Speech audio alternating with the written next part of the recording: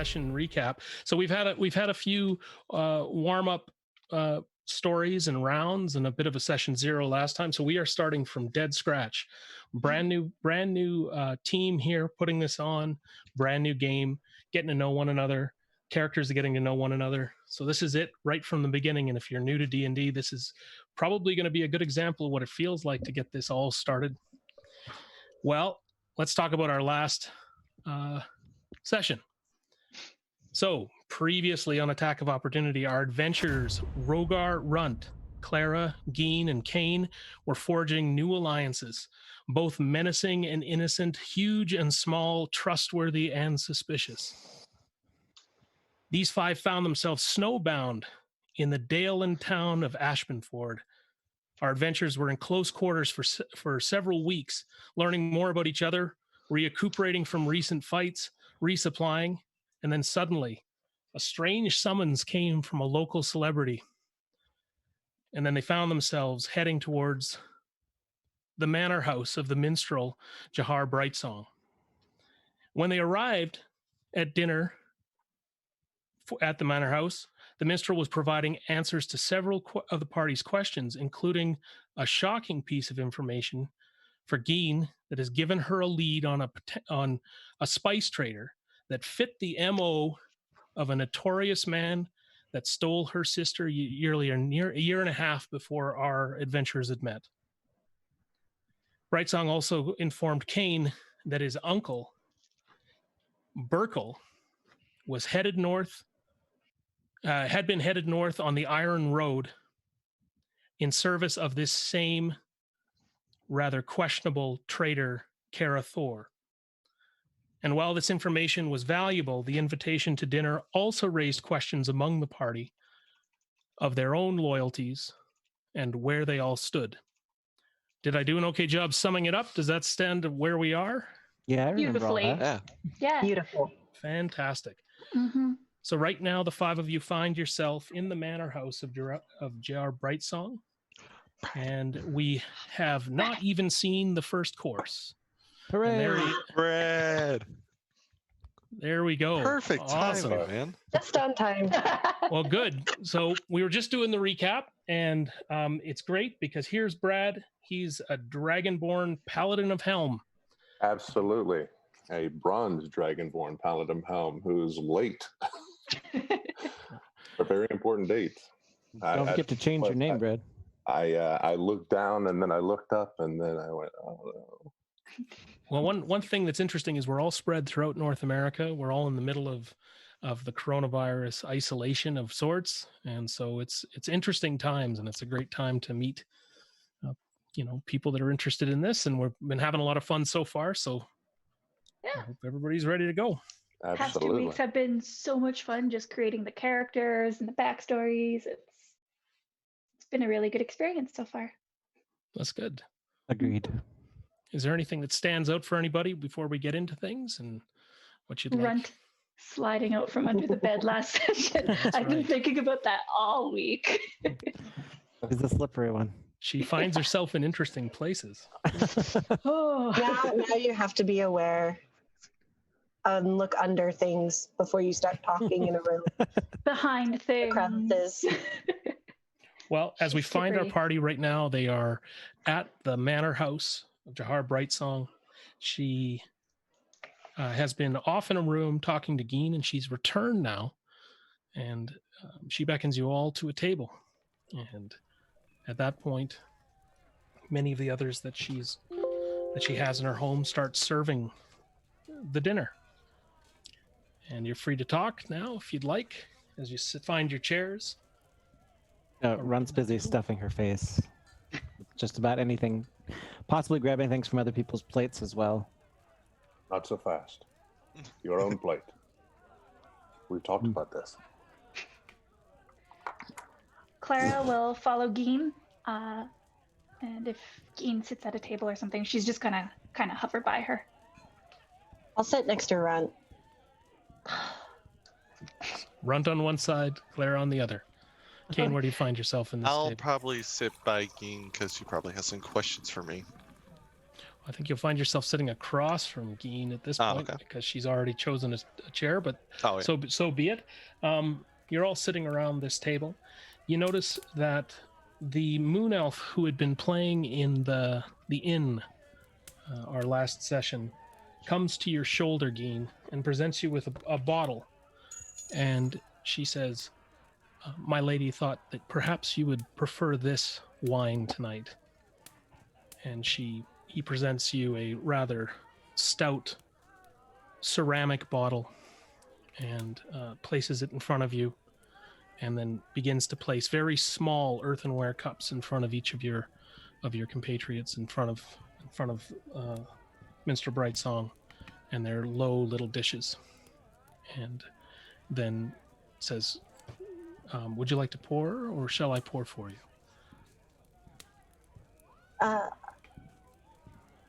I can do it. When you pick up the bottle, you notice that it's a comfortable, warm temperature. It's hardly cold. In fact, it's not roasting warm, but it is definitely warmer than blood temperature. And as you open it, the entire table, you smell this rich, earthy, mushroom-like flavor as Geen begins to dispense this liquid. And Geen, you soon realize that this is a flavor that you haven't had for or smelled for almost 2 years now. It's a rice wine from your home village. I'll keep a straight face, but inside I'm feeling very nostalgic and content and happy and more relaxed. But I'll just stand up and start pouring into everyone's cups just with a straight face. As all of you taste it, you taste this rather strange, warm wine. It's not something that you've had before, but it is definitely pleasant. Runt's gonna ask for seconds. And someone quickly obliges you. So the food begins to arrive, and you're all feasting merrily. And Jahair Brightsong says, "Is there anything that I can do for any of you at this point?" Where are your toilets? Oh, so soon. I'm sorry, the wine isn't to your I've been liking. holding it, yeah. You will. She claps over and she motions to one of the servants. And could you please show her to the facilities? And Right, one of the elves comes to you and leads you to the back of the inn and along a small hallway that you can tell it's sort of set apart from everything else towards where you can have some privacy. I follow her. Okay. Meanwhile, that was a little awkward, and everybody's sitting there as the food begins to arrive, and a lot of strange dishes, and many of your favorites, and some that are really different, some that are elven, obviously, in nature. And so Brightsong is quite willing to just have a casual conversation.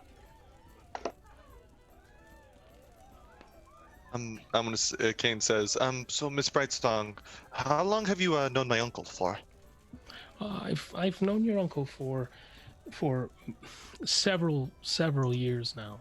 He's such a wonderful man. I really do enjoy spending time with him, and whenever he's in this house, he's always so welcome. And I have to tell you, it bothers me greatly that Berkelish is missing now. I'll definitely get to the bottom of that. That's on top of my list right now.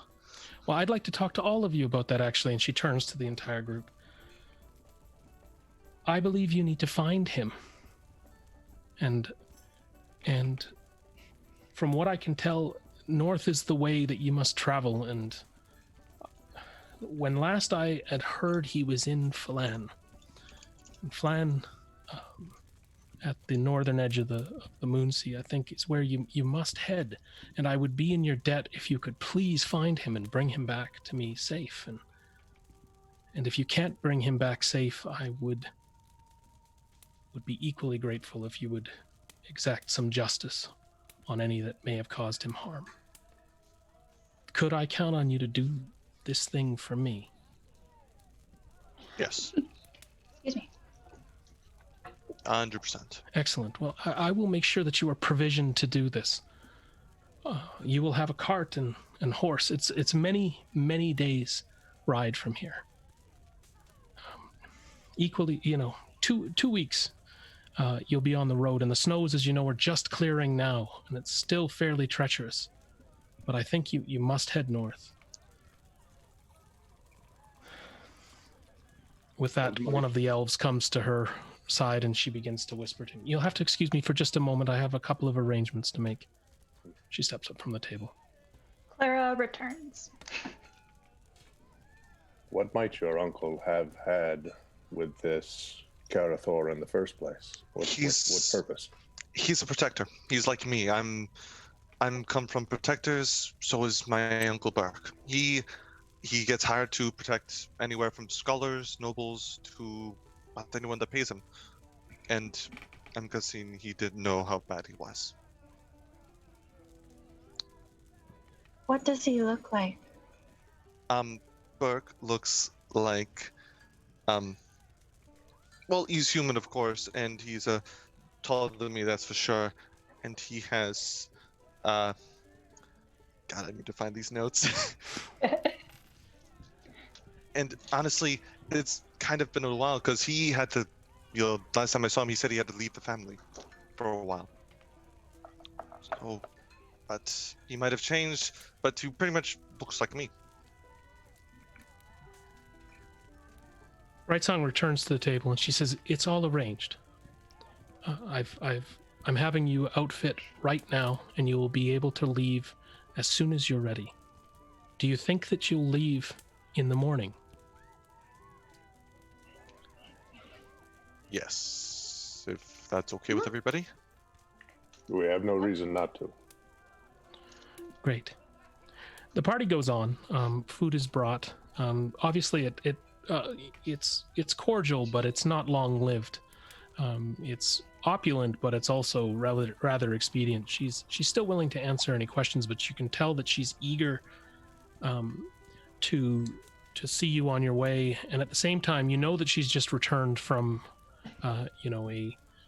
probably a very successful 7-city tour, and as much as a moon elf is able, she looks a little road weary, despite her countenance. So This whole time when Rogar's not looking, Dean is slipping Runt some of her food. So with this, it's the dinner wraps up, and she says, and she turns to each of you and takes a moment to hold your hand as you're standing up from the table, and she says, "Thank you so much for agreeing to see Berkelish back to me safely." As she turns to you, Rogar, she notices an emblem that you'd picked up, a pendant that you had. And it's not so much that she notices it, but you can see that she puts a hand on your pocket where that emblem is kept. And you can see her fingers kind of tracing over it. She says, "You've got a story to tell, don't you? I would like to hear this one. Stories are important to me." I understand you're someone who has an interest in eccentricities. I am. May I see this bauble that you have? Quite surprised that you found it in the first place. Reach underneath the tabard into the pocket and produce the wheat emblem. She looks at this worn emblem and says, "Sir, I think you must visit a temple in Mistledale. I don't think it's urgent, but I think when you find your way past that way, it may have answers for you." She's content to turn away at this point, and she heads down the road, and she puts a small hand on Runt's face.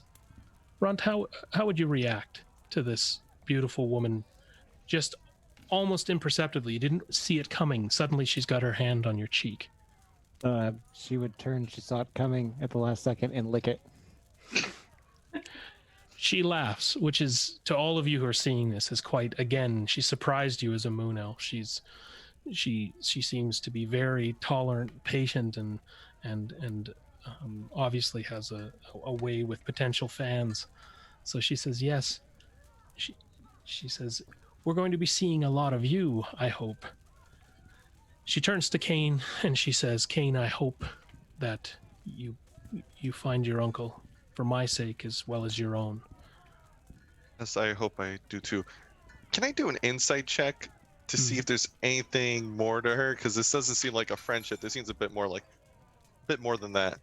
Can I do an insight check to see if I can Sure. discern something more than that? Go ahead. Oh, not good. 6. First roll. Yeah, First roll of the series. you're still just enjoying the food. Had a little too much wine. There you go. Yeah, a little. You have a fleeting thought that she must really like your uncle to be helping you in this way. All right.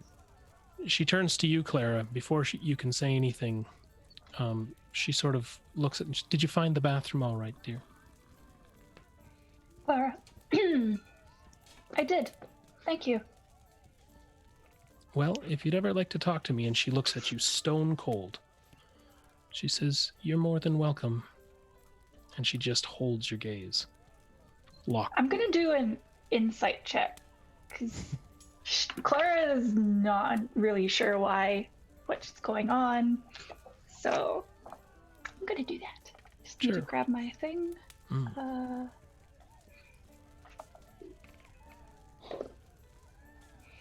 11? Yeah, there's something going on. Okay. She then turns to you, Jin, and I'm assuming at this point, are you all donning weapons and getting ready to head back out? Mm-hmm. Are you armed? At this point, Wait. we didn't really wrap that up. Are we heading out to get his uncle now, or are we going back to the inn? Be heading back to the inn. Okay. Yeah. You're in the foyer. Yeah. Oh.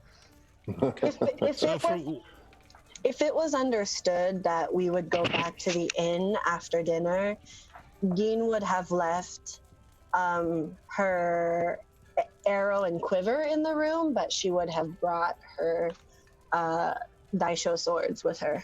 Good. Okay. So she sees you so armed, and she says the hour is late, but the road is long. And then she looks at you, Geen, and says, "It was very nice talking to you, my dear, and I do hope you find what you're looking for." She turns back to you, Clara, and she just stares. And she says, speaking to the whole group but looking directly at you, "I hope you find your road safe." As are you. At this point, she retires and she heads back up the stairs where she came down from, and you're bid good night, and then she fades from sight, and the doormen are still there.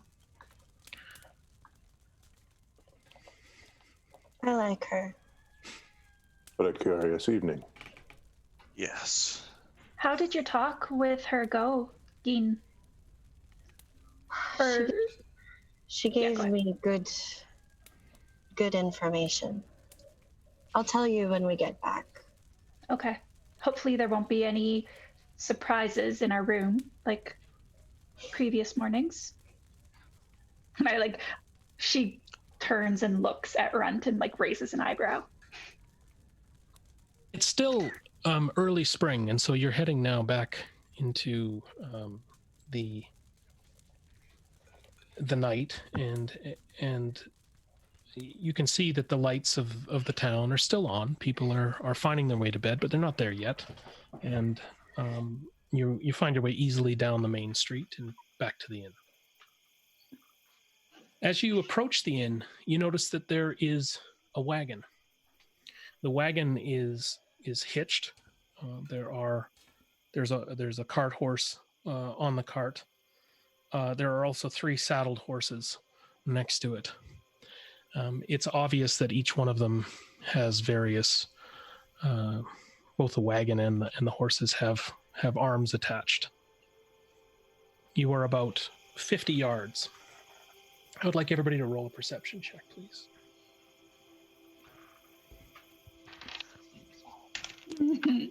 Oh, come on. 10. 6. Oh, wait, perception. 9. 7. 6. 15. Okay, that's good. Runt, you are The little one brings it home.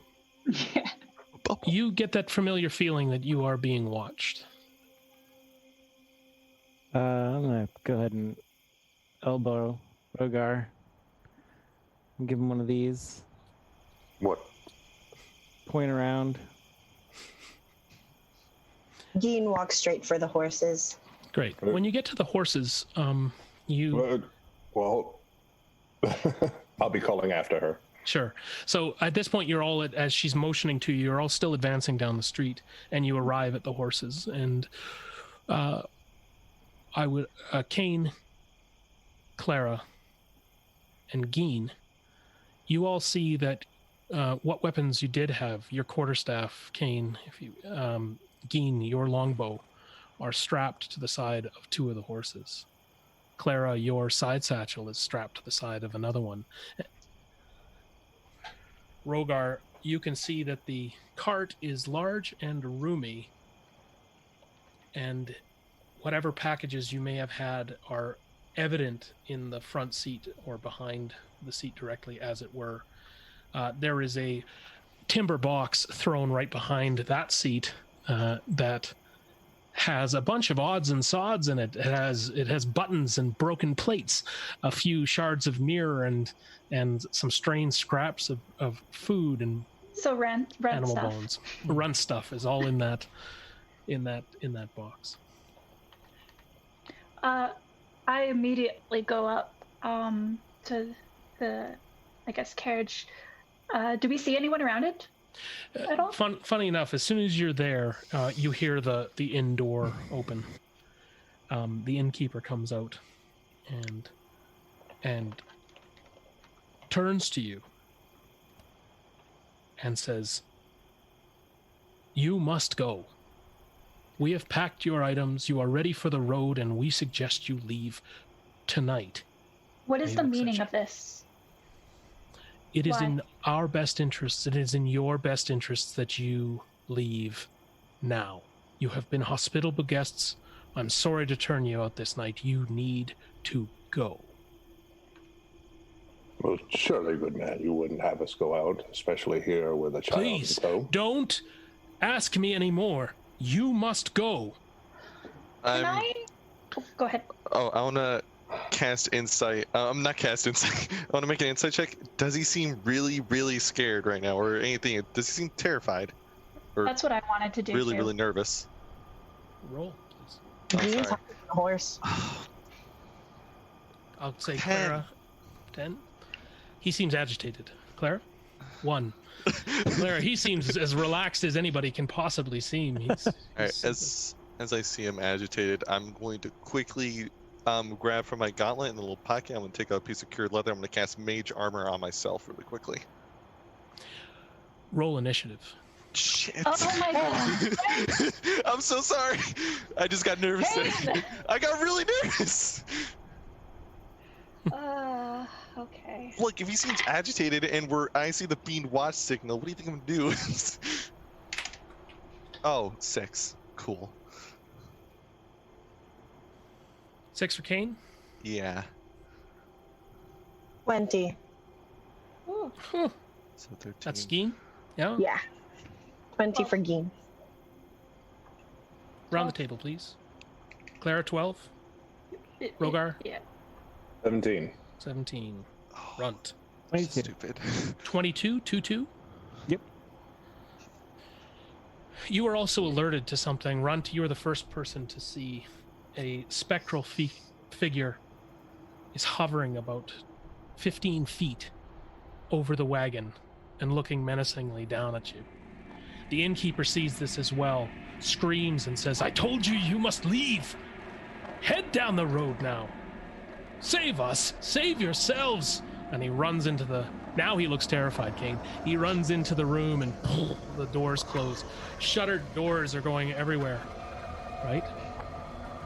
And there's just this ethereal elven figure, blue, like flame blue, like a gas flame blue, floating 15 feet above you and just looking down at you like this.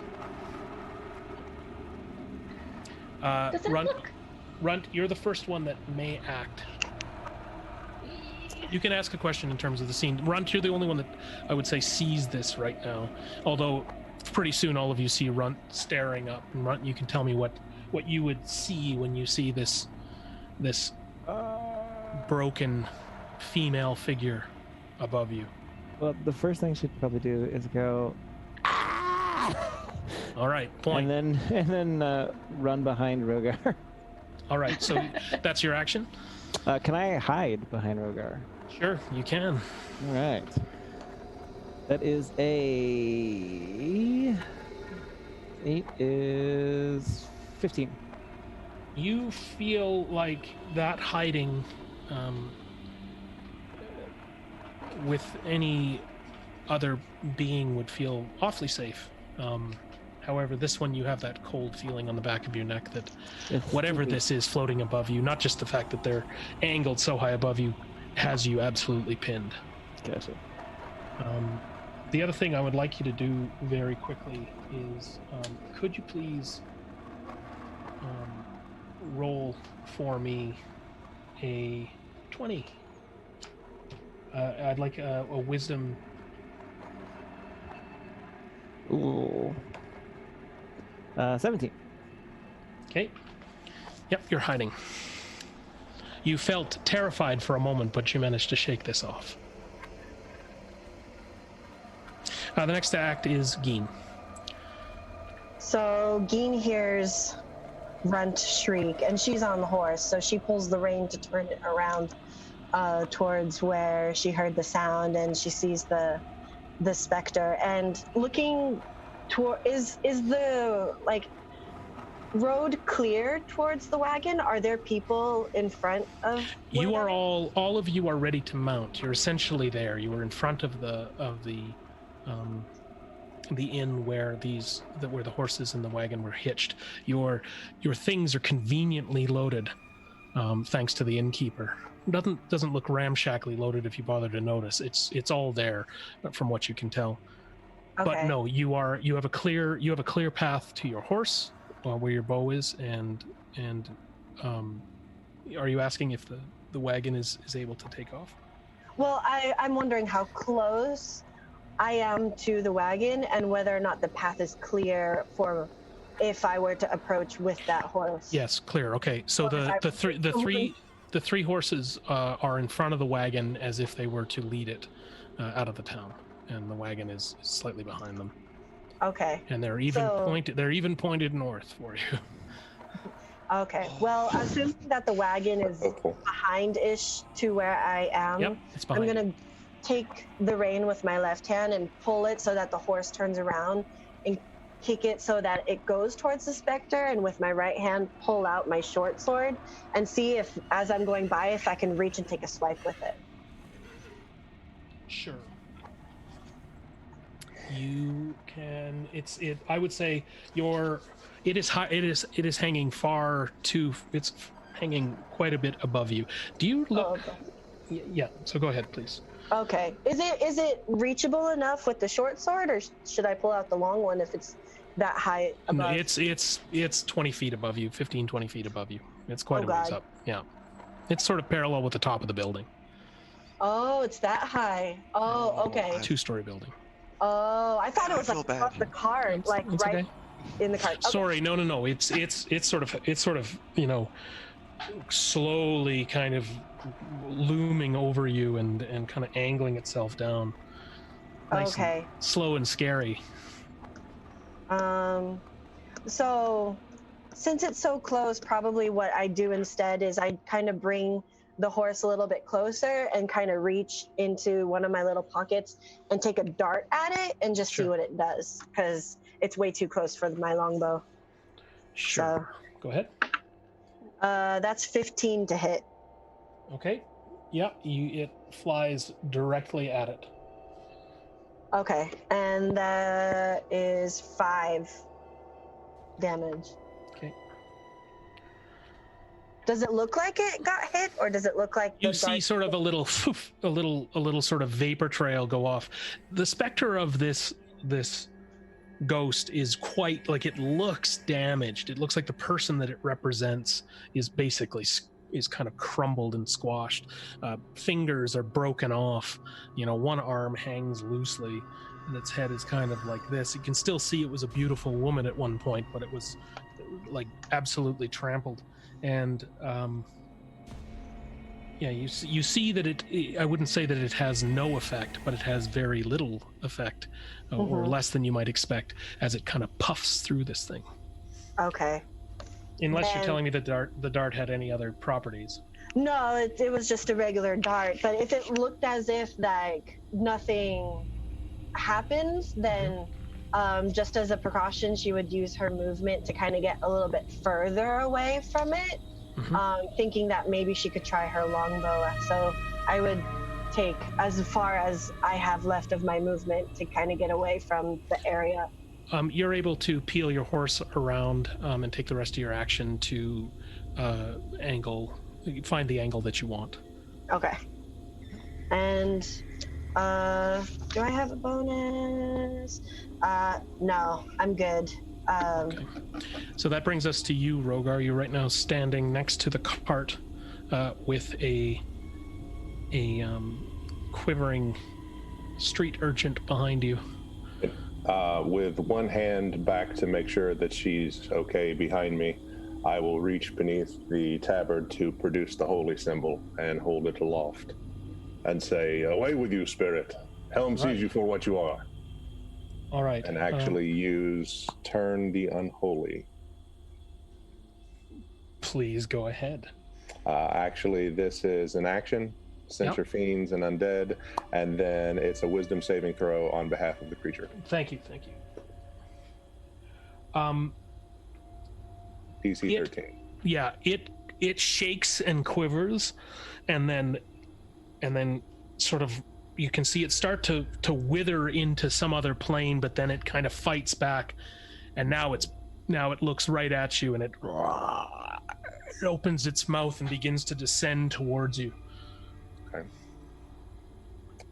Unfortunately, I don't have any bonus actions for that. That was the primary action. So you see your paladin friend try in vain to expel this visage. So Kane, I believe you're up. Is that correct, or was it 12 to? Was it 12 to Clara? Yeah. Oh, Pardon me, Clara. You are next in the line. yeah, it's Clara. Where am I? In. You are next to the horse that has your bag on it. Okay. You can be on that horse. I would say you would have had time to mount if you wanted, but Would I have had time to grab my satchel? Okay, so I did that. Where's the specter, the spirit thingy? It's now about 10 feet off to your right, as is Rogar and the wagon, and it is now coming down. I wouldn't say it seems to be in any big rush. It's not moving at top speed, but it is definitely heading towards that paladin. Does it look solid? Nope. it looks gaseous or ectoplasmic or something along those lines. So not a humanoid. No, definitely. There was my plan. So you would know that this is a spirit. This is a ghost. Someone once living here, compelled to be here for some reason. I am just gonna cast mage armor on myself then. Okay. All right. One round. See? Yeah. Okay, and Kane. Oopsie. Okay, so I see. So the specter is now away from the tavern, right? All this is A little happening. bit, he's Yeah, it heading is. towards All this is Rogar? happening once. So She's you've seen heading it turn towards Rogar. I'm not saying it's descending now, because of course you'd all have a chance to act at the same time. You've seen. You cast mage armor on yourself. That's already been enacted. You can tell, even though it's wild magic, that Clara has done the same, or something like it. And you have had that point in time to decide what you wanted to do. Okay, yeah, I'm just gonna quickly think to myself, I hope this works, and I'm gonna cast Scorching Ray on the Spectre. All right, go for it. I'll cast that at 2nd level, and that's 3 rays, and I make ranged spell attacks against it. So the Okay. first one is a 24. Okay. Go on. Does that? Oh, okay, that happens. Oh yeah. Next one is 17. Okay. Okay, and the last one is a 7. Great. So in the first two hit. Okay, And- so then that deals 9 damage in total. Fire damage. I rolled 2 1s. Sure. So, great. Doesn't like this. Turns towards you, is momentarily distracted, and pulls its gaze away from Rogar. It did not like this holy attack, but that did not bother it nearly as much as the most immediate attack. So it's now sort of pivoting, and now you find Rogar. It's somewhat in front of you. To your left, you have Clara and Kane. Runt is in behind Rogar, and Jin, you're off to Rogar's right on your horse, turning and peeling if that's what you want to do. Okay, we're at the top of the action, and it is to you, Runt.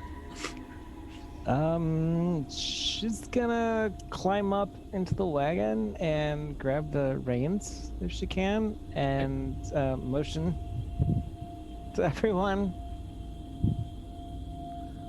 And that's it. All right. Do you mush those puppies? Well, I wouldn't take off without everyone, so especially without Rogar. So Okay. just So like at this hoping point, everybody joins her. So at this point, Runt, there's been enough going on, including there has been fire, these rays going off, a yelling dragonborn, which is never good for livestock. So as you get into the wagon, the cart horse decides that it has had enough of standing here and begins to peel out of this scene and begins to take off. I'd like you to roll just an animal handling check for me, please. That's not her forte. 13. 13. I'm going to say that horse is awfully motivated, and it begins to fight your commands and begins to push itself away. And not at great speed. It's kind of it's fighting the reins, and you're holding it back, but it's gonna go. Okay. So that was your action, yes? Yep. Okay. The Spectre does not seem to notice. It's still eyes locked now on Kane. Kane, it seems to have a bead on you, and we move to Geen. So did Runt's horse actually take off, or it's just rearing right now? It is starting to take off. It's starting to take off? Yeah. Okay. Anybody who cares, if you're paying attention, she's doing her best, but it's only partially listening. Okay, then I'm gonna pull my horse towards Runt's direction and kind of get it to gallop to get close to Runt, and I'm gonna see if I can try to, from my position, with the reins in my left hand, see if I can try to grab hers with my right to pull the horse to get it to stop. It's actually not going just yet. It's not going. She's got a bit of control over it. Okay. And this specter, its back is towards you. You can see the face through the back of its head, but it's menacingly descending on Kane. Okay. Then if I know that Runt is okay with the horse, if I can be next to her just in case something happens, can I just look around the area and see if there's anything really unusual in like I guess whatever area around that inn is, if it's like forest or whatever? No, it's in the middle of the town. It's in the middle of a town? Okay. It is in the middle of the town, yeah. The most unusual thing is hanging above Kane. Okay. But I don't see like anyone watching or anyone like intently looking at us. It's just this specter in the air. Roll perception. What is my perception? Not that great. 6. Yeah, you don't see anything. Okay. We're rolling so well. I know, right? Well, seeing that dart, Gein's assuming that she can't really do much, so she'll just kind of, I guess, take the dodge action if that's okay, if that's possible. Sure, and I do want to reiterate that the dart did have some effect. It wasn't substantial, but it was. It's kind of a pun with a ghost, isn't it? So it did waft away, I would say, some of this spectral material, and it didn't look entirely fruitless, is what I would say. Okay. Then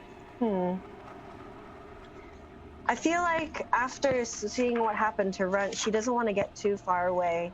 How close is it to me then if I'm next to Runt? How far away from the wagon did you move? Yeah, I mean, I'm assuming I came back next to the wagon. Sure. So it's only 10 feet away. Only 10 feet away from me. How far does a longsword? It's got a 5-foot reach. Okay, never mind. I can't do that. Yeah, then I'll just have my right hand, I guess, on my. Let's do longsword, and I'll just take a dodge action if it comes within like 5 feet of me. See if I can, or no, that would be a ready action, wouldn't it? If it comes within 5 feet of me, to kind of take a. You want to take a swipe at it? Okay, so you can run. You can run to it and kind of hop up and try to nick it if you want. If that's what you're asking. You may have to balance on the back of the horse. I want to stay sitting on the horse. Okay, so then I think you're out of control. Then I would say you're out of reach with your. Yeah, but if it comes lower and is within, I guess, my 5 feet of me, then I want to swing at it. Sure. So you all have the visual. It's almost like this specter as if you were looking up at somebody floating on the top of a pool and you were down underneath. That's how this thing is heading over. Yeah. It's not necessarily standing. It's kind of floating through the air. You won't have a chance to attack in this round unless you want to get right up close and personal. No, I want to stay. I don't want to get off the horse. I want to stay on it near Runt. So I'm just gonna. I'll just hold on, have a hand on my sword, and if it comes to me, it comes to me. If it doesn't, it doesn't. Sounds good. Rogar. Seeing as how it did not like that before, what I'm going to do is expend a spell slot and go ahead and turn the longsword holy and turn it into sacred weapon. So as I draw the weapon, it is going to now be imbued for a minute and considered magical.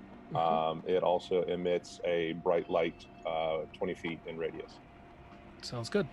So ultimately, if you didn't like that, you're not going to like this. Sounds good. I'll also say that you can reach it from the back of the wagon, given your height. Okay. That would be a 21. Hits. Okay.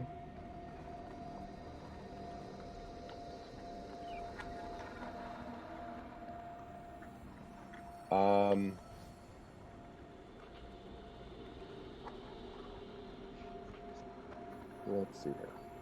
So you do. Actually, sorry. Do you do, do you do slashing and radiant then? Yeah, no, that wasn't. Yeah, it's going to be the sacred weapon is going to be considered magical. That's all. It doesn't do radiant. What I was misreading is the spending a spell slot. So what I'll do is, seeing as how I've hit it now, I'm going to, at least in theory, hit it now. Yep. I'm going to divine smite it. That's what I'll do instead. Smote that thing. Yes. So that is expending a spell slot now that it has successfully been hit. Go on.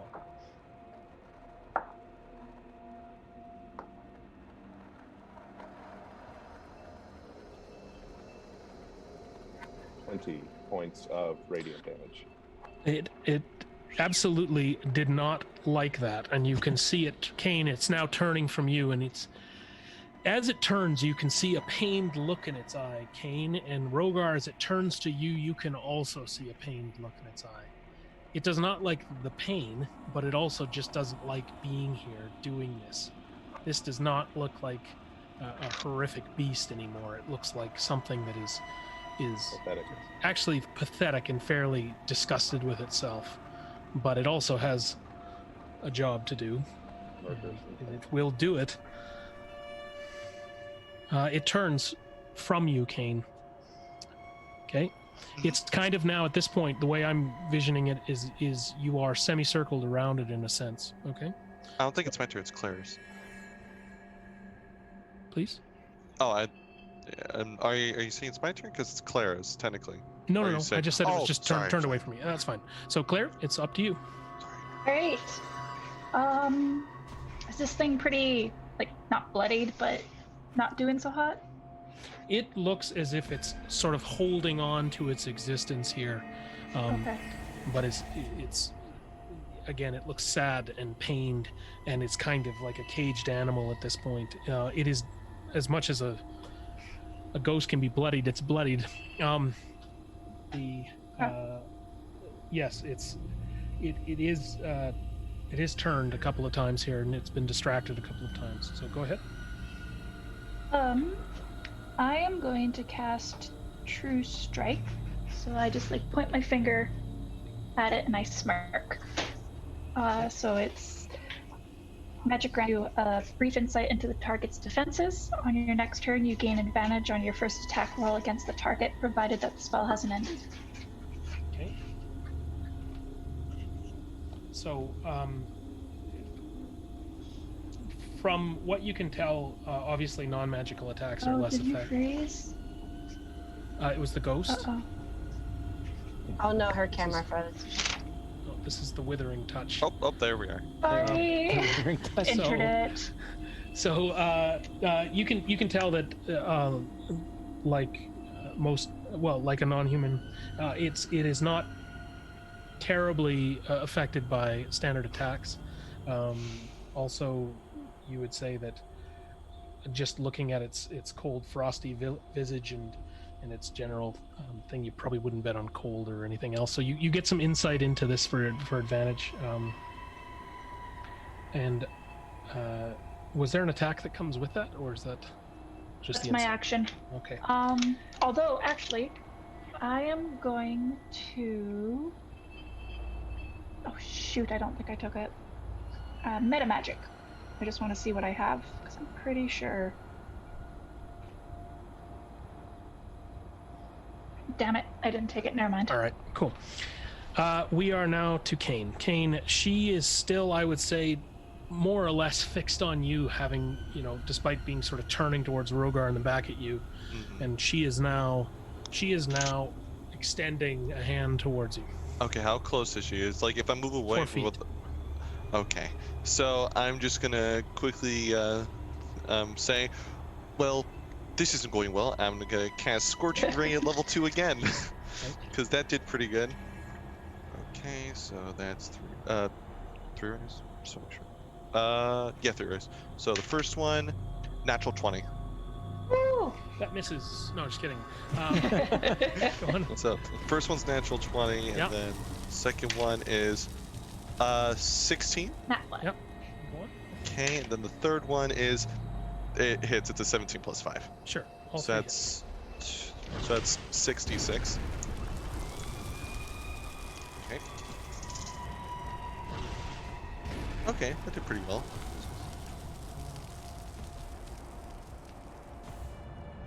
$25 damage. Burning. All right. I would say that just as she approached you, and you let this fly, you could see that her hand was just reaching through the horse and coming towards you, and you let these bolts fly. I wonder if we could roll a check to make sure you don't hit the horse, but I think we're okay. See? So you take this thing's picture, and as she touches the horse, and the hand is coming through, basically you evaporate this thing, and this sort of sorrowful scream is briefly there for all of you to hear, and then the night just swallows her up. At that point, the horse drops down to the ground. Kind of Killed our horse? gives a whinny and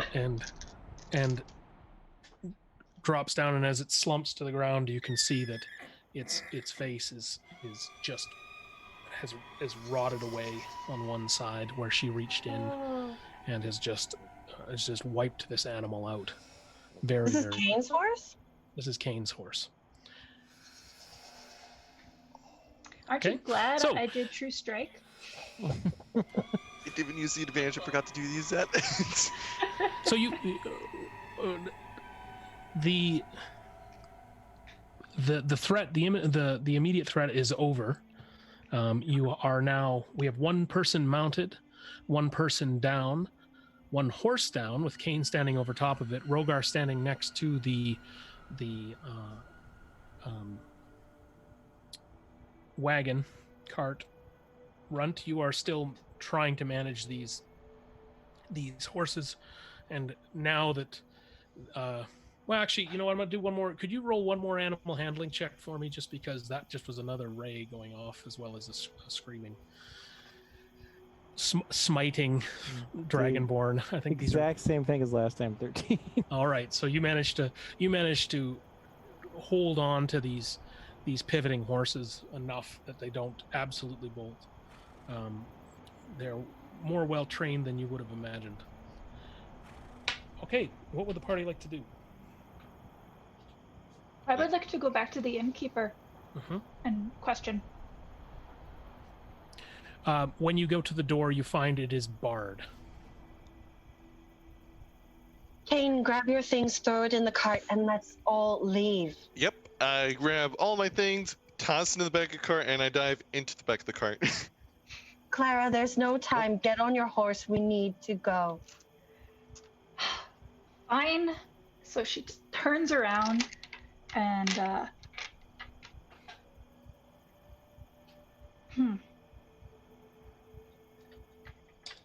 I'm gonna pull out. No, Clara stops. No. Something must have happened to him that made him so scared to do this, to get us our stuff out.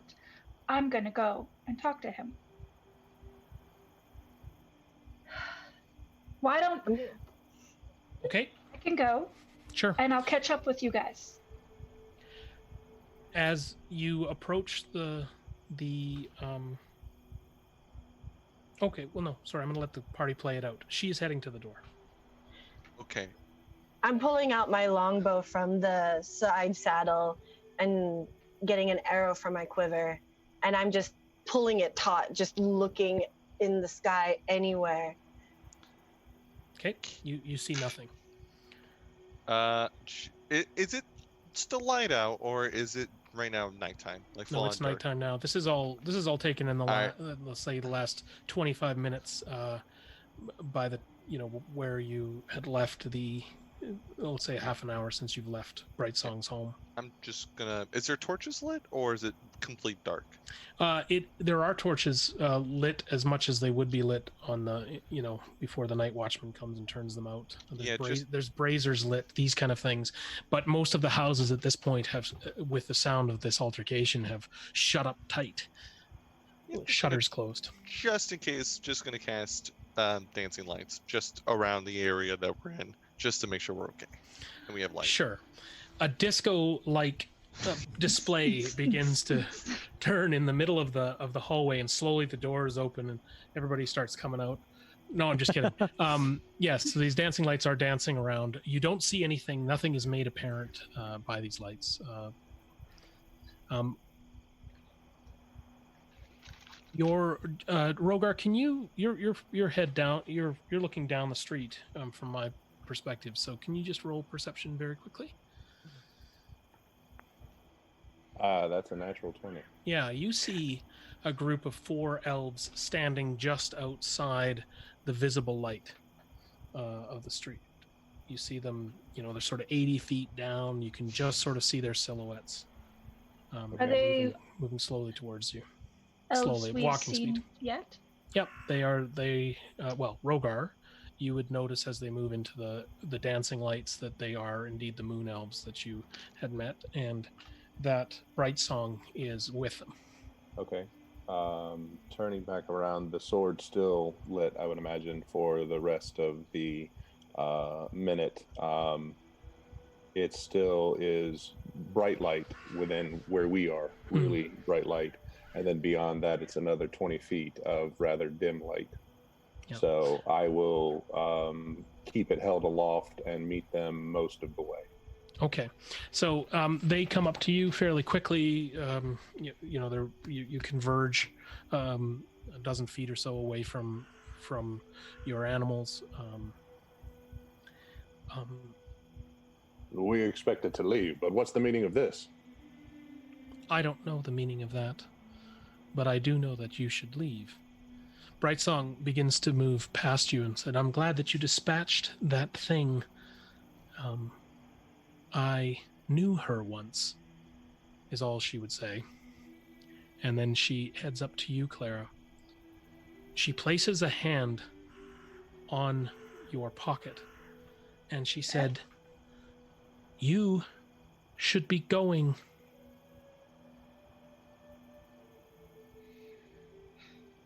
You can see Clara is visibly holding in anger. She does not like being touched, so she steps back. She turns back towards the rest of you and she says, "I think it is best for you. I think it is in the best interests of all of you to go now. I'm glad the innkeeper, he has packed you up, Jalen, is a good man. I'm not saying I agree with him pushing you out in the street, but with what I've seen tonight, with what I can understand must have happened, it isn't safe for you here. I would suggest you start tonight." She doesn't seem angry. Cat. He's been playing with my dice. She doesn't seem angry at all, but she does seem concerned. She says, "I am a friend. Not everyone here is a friend. The Dalelands are not safe for everyone. They're certainly not safe for you here tonight. I thought you'd be fine to wait until morning. I am sorry. I think you must leave." Listen to her, Clara. Let's go. Fine. Clara steps away from the door and angrily stomps into the carriage. She's very huffy. You have a horse, Clara. She's so angry she forgot she had a horse. That's how bad it is. She steps down amongst you. She puts a hand on your shoulder, Rogar, after she'd passed you, and she said, "Take care, warrior of Helm." She turns to you, Jin. She looks you in the eye, and she puts a light hand on your bow. And the bow is strung, right? Because you've been pointing it. So she very gingerly takes if your hand is off the string, she'll just pluck it as if she would have plucked an instrument. And she says to you, "This one, she has quite a song to sing." That she does. She then says, she goes over to the wagon, and she looks just at you, Runt, and she says, "Brave girl." And then, without hardly a word, she turns to the innkeeper's door, which is still bolted tightly shut. She waves a hand sort of over the crack and grabs the latch, opens it up easily, goes inside with her entourage and closes the door. At which point you can hear some soft murmurs. And then you hear soft music playing, as if to calm frightened children. Kane, grab your things. We're leaving now. I'm already Bye. inside the cart. Just I step out of the Can't- cart and go on my horse, pretending like everything's fine. every but minute, not I'm just really. casting dancing lights, just instantly, just nervous. Alright, Just so I stri- grab my things, strap all my weapons to me, and then I jump on my horse. Okay, Runt, you have the reins. Rogar, where are you? So we have one downed horse that had necrotic damage. What's left? Meat. Oh, And sorry. Not of the horse. I mean, like, what's left? You have a wagon with Yes. sorry, I should say it's more of a cart, Right. and there's provisions in the back that were not there before. Right. There is enough room for 3 people on the cart. You feel fairly Right. easily. It's a fairly stout horse. Runt is in the front seat. It's an iron strapped seat, so it's relatively comfortable. There's a fur pulled over it. There's room for you there. Kane has crawled into the back, and he's holding his knees, and he's sitting in the back. I ain't never seen a ghost before. Oh man, he's like, so yeah, so I'll sit in next to Runt then. Of Okay. course. Runt, who's driving? Runt is driving. Yes. All right. Okay. Tell me what's what. Jean's leading the pack and she's moving down the road. I'm assuming it's north. Yes. Where I, North. like, The moon is bright Okay. as you leave the streets, and as your eyes adjust away from the torchlight and everything, the sky opens up. It is a clear night. It is chilly. The road is relatively clear, and you are heading through a forested track in the Dale Lands. Before you left, and as you were talking to Brightsong, she was kind enough to draw you a map of where you needed to go and inform you that as you reach for Flan, it would take approximately 12 days, and that there is lots to think about as you head that way. Most notably that you would be passing very close to the ruined Zentarum fortress as you are going toward the Iron Road. Okay.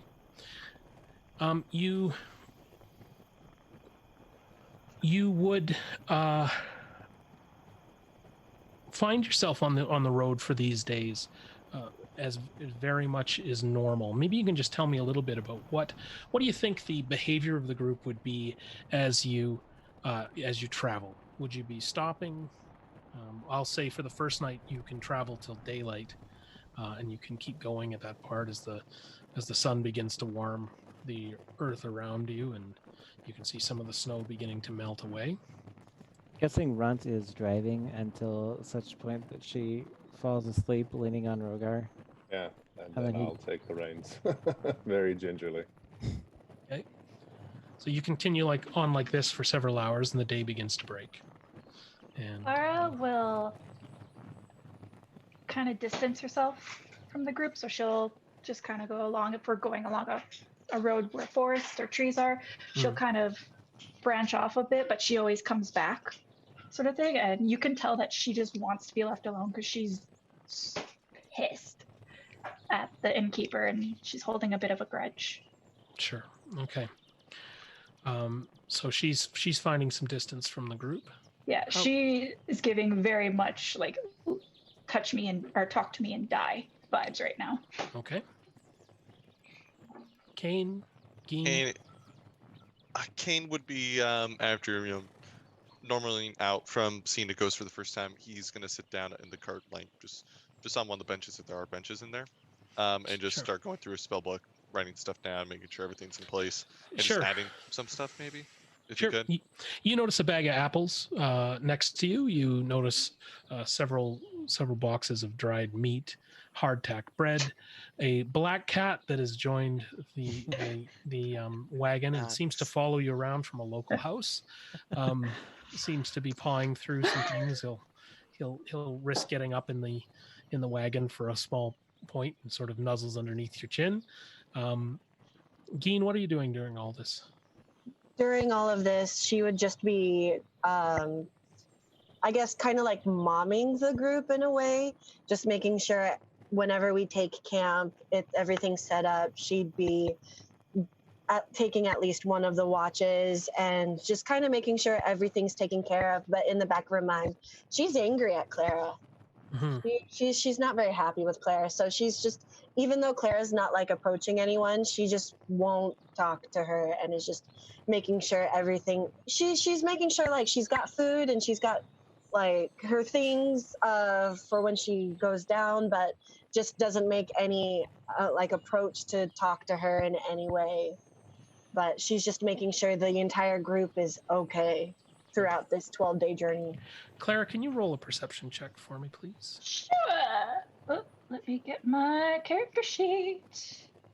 It won't be a tough one. Let's hit it over 10, Perception? please.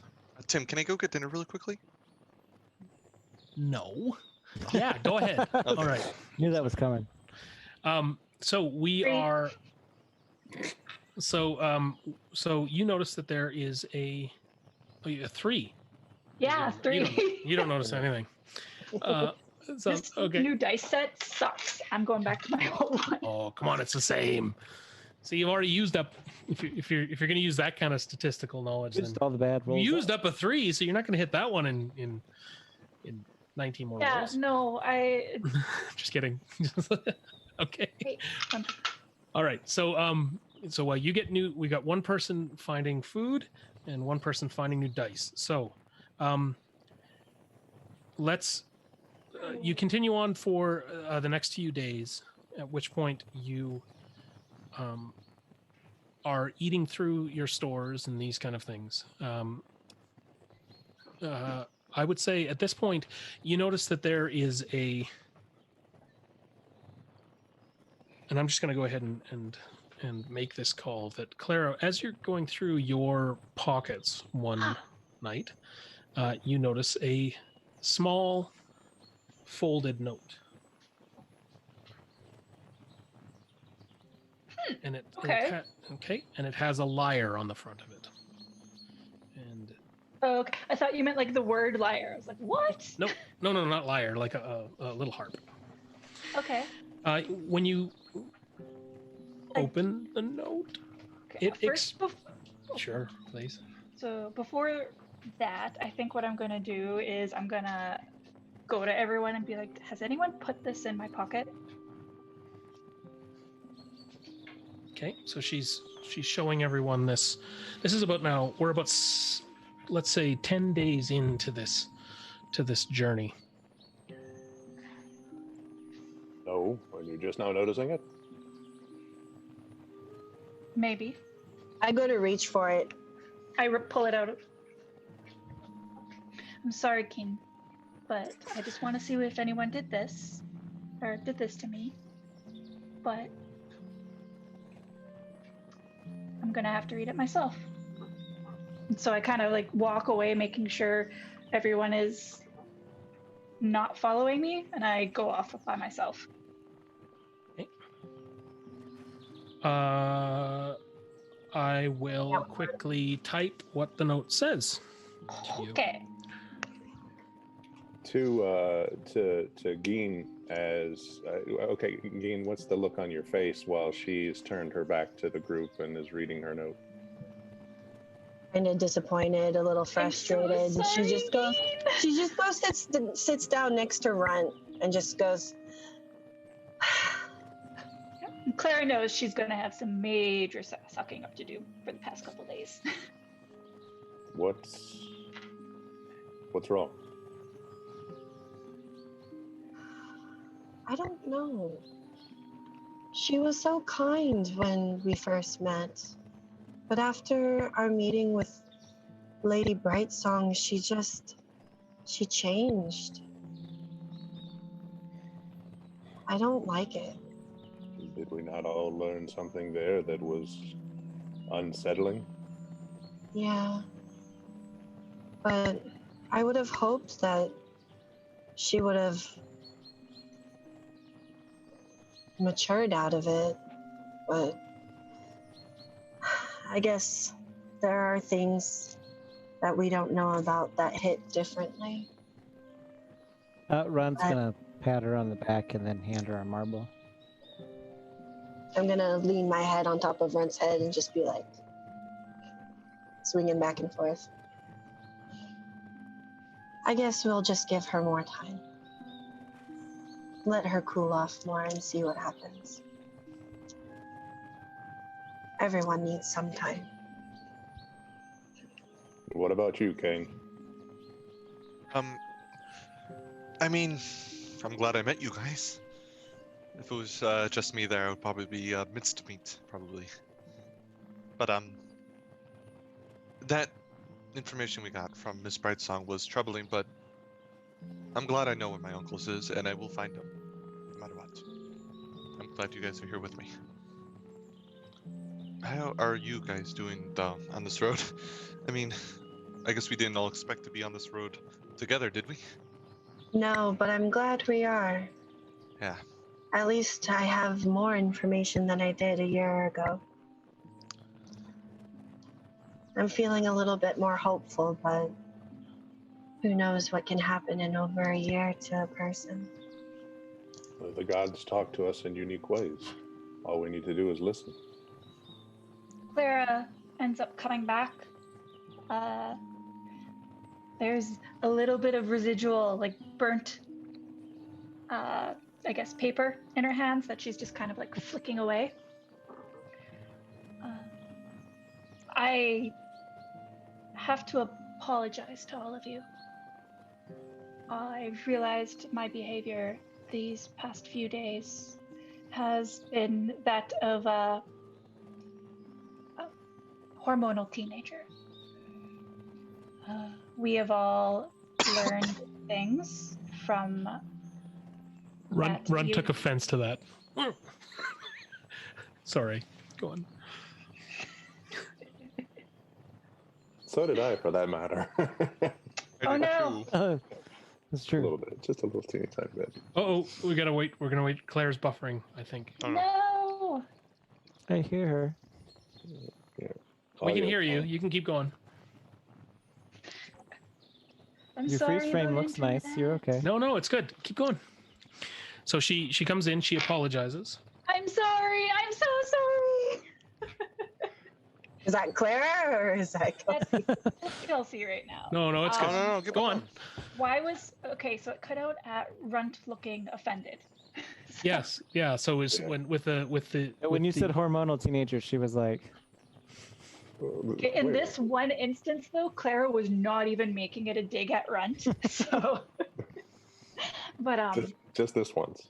yeah, just this one time. But I have some things that I need to work through, and I thank you all for being patient with me, and I do apologize for my behavior.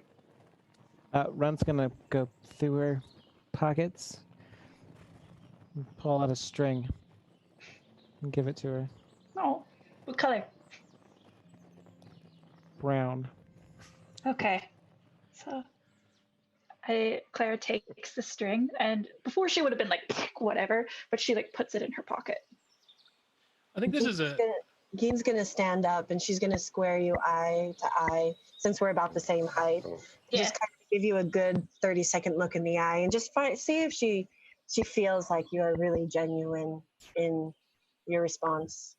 I don't know if I have to roll for that or not, but No, you can if you like. I'm genuine. I'm Okay. genuine. Yeah. Then after 30 seconds, if she feels like okay, she's really as honest, then she'll Actually, just Geen, I want you to go ahead and roll, please. Roll perception. okay. 12. Yep, she's honest. Okay.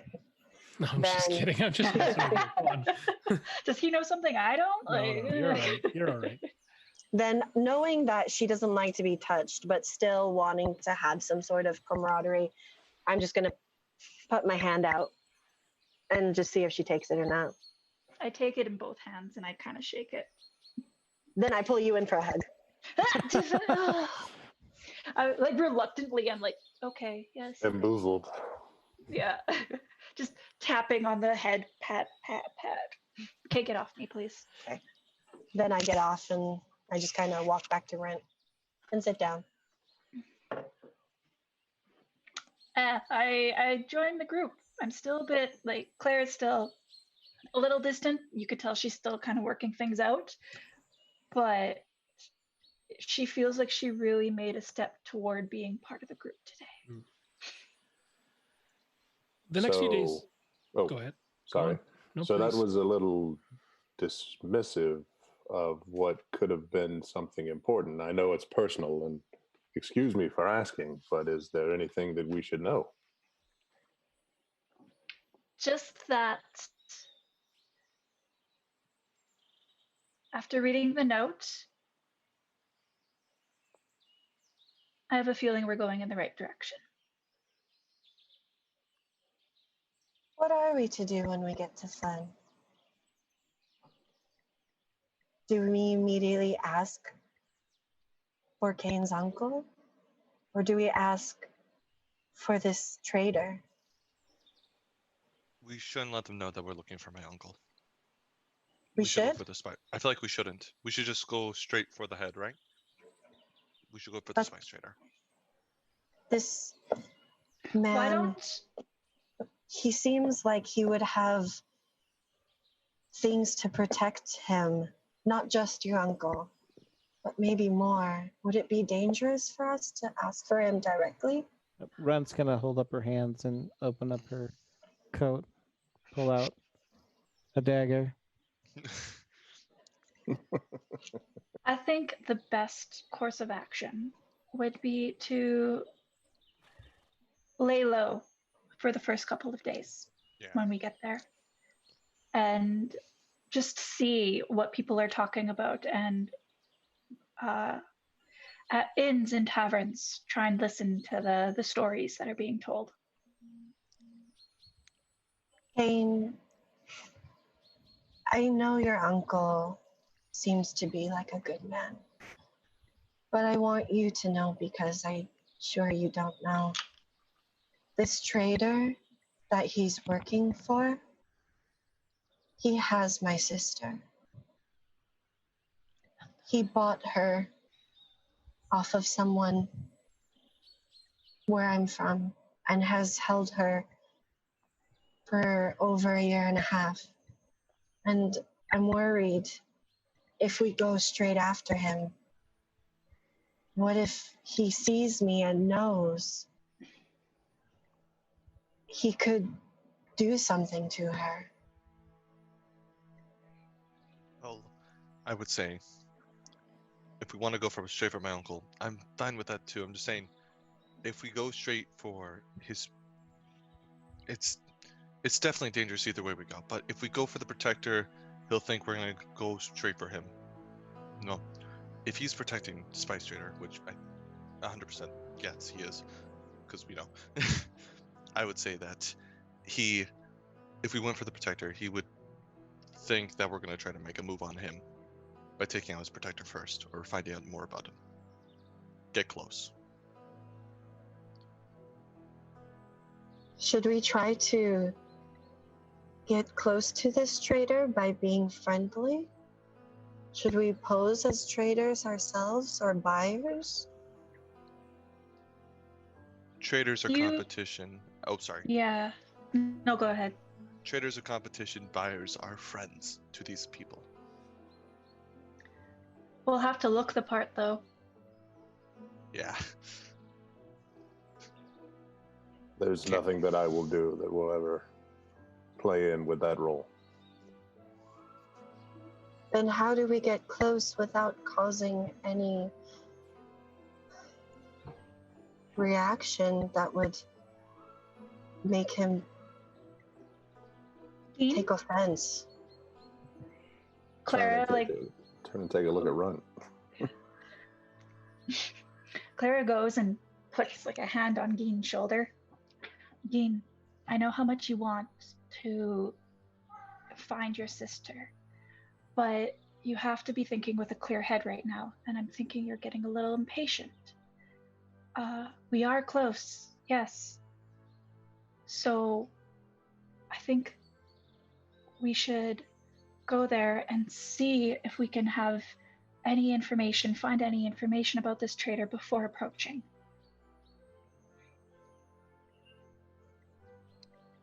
I know how much this means to you. Well, do we know he's in Flynn? Or we just have been told to go to Flynn? We don't know he's actually there. My notes. Sorry, this is Kelsey now. Because wasn't Kane your uncle? He is in cahoots with this spice trader, right? Yeah, most likely hired, not So what- like. Right. Yeah. What you remember from the conversation that you had, and that was our last session, was that your uncle was for a time employed by this Karathor, right? And he was, when Brightsong had last met with him, he was quite torn with this arrangement, wasn't happy with it. And the last that she had heard, he was working for him on the Iron Road, and that's where he is now, or that's the last that you'd heard about him. So you're aware, the Iron Road, it stretches from the Zental Keep, and then it goes north, but it goes through Flan, and then it's through into the land of Thrar, right? So Yeah.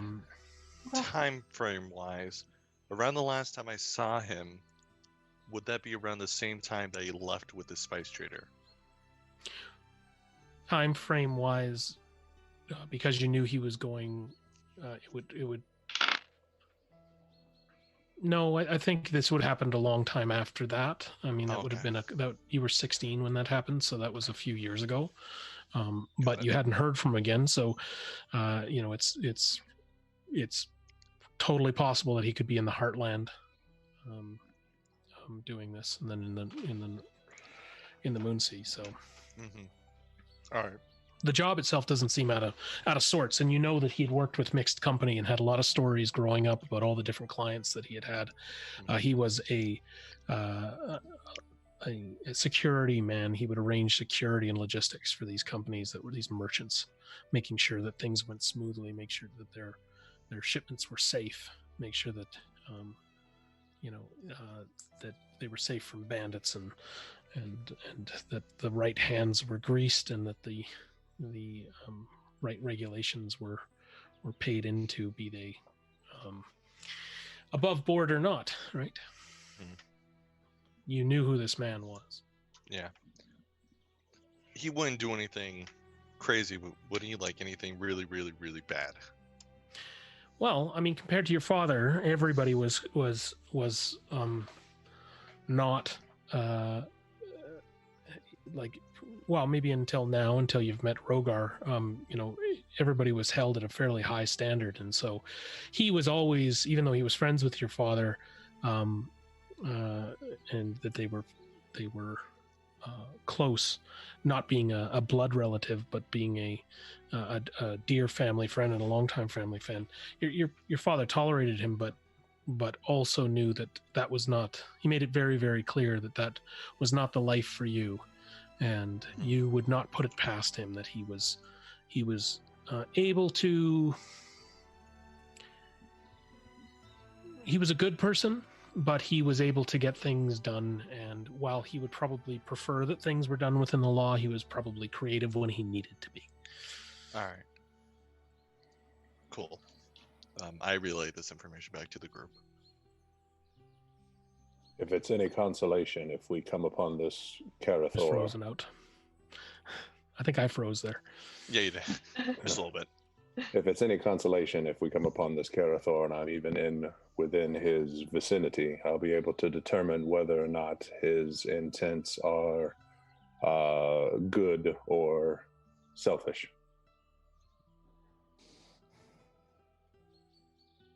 Also, any others who might be in his employ to determine what sort of souls they bear as well. That's good. I just want to make sure we do this right. I don't want any mistakes. And we There's will. too much writing on it. There is such a thing as overthinking it, though. Then for now, we get into Flen and find any information we can on Corathol. So the next few days see you traveling up the road, and as you're going, and as the weather is warming slightly, you see that the merchant traffic is increasing.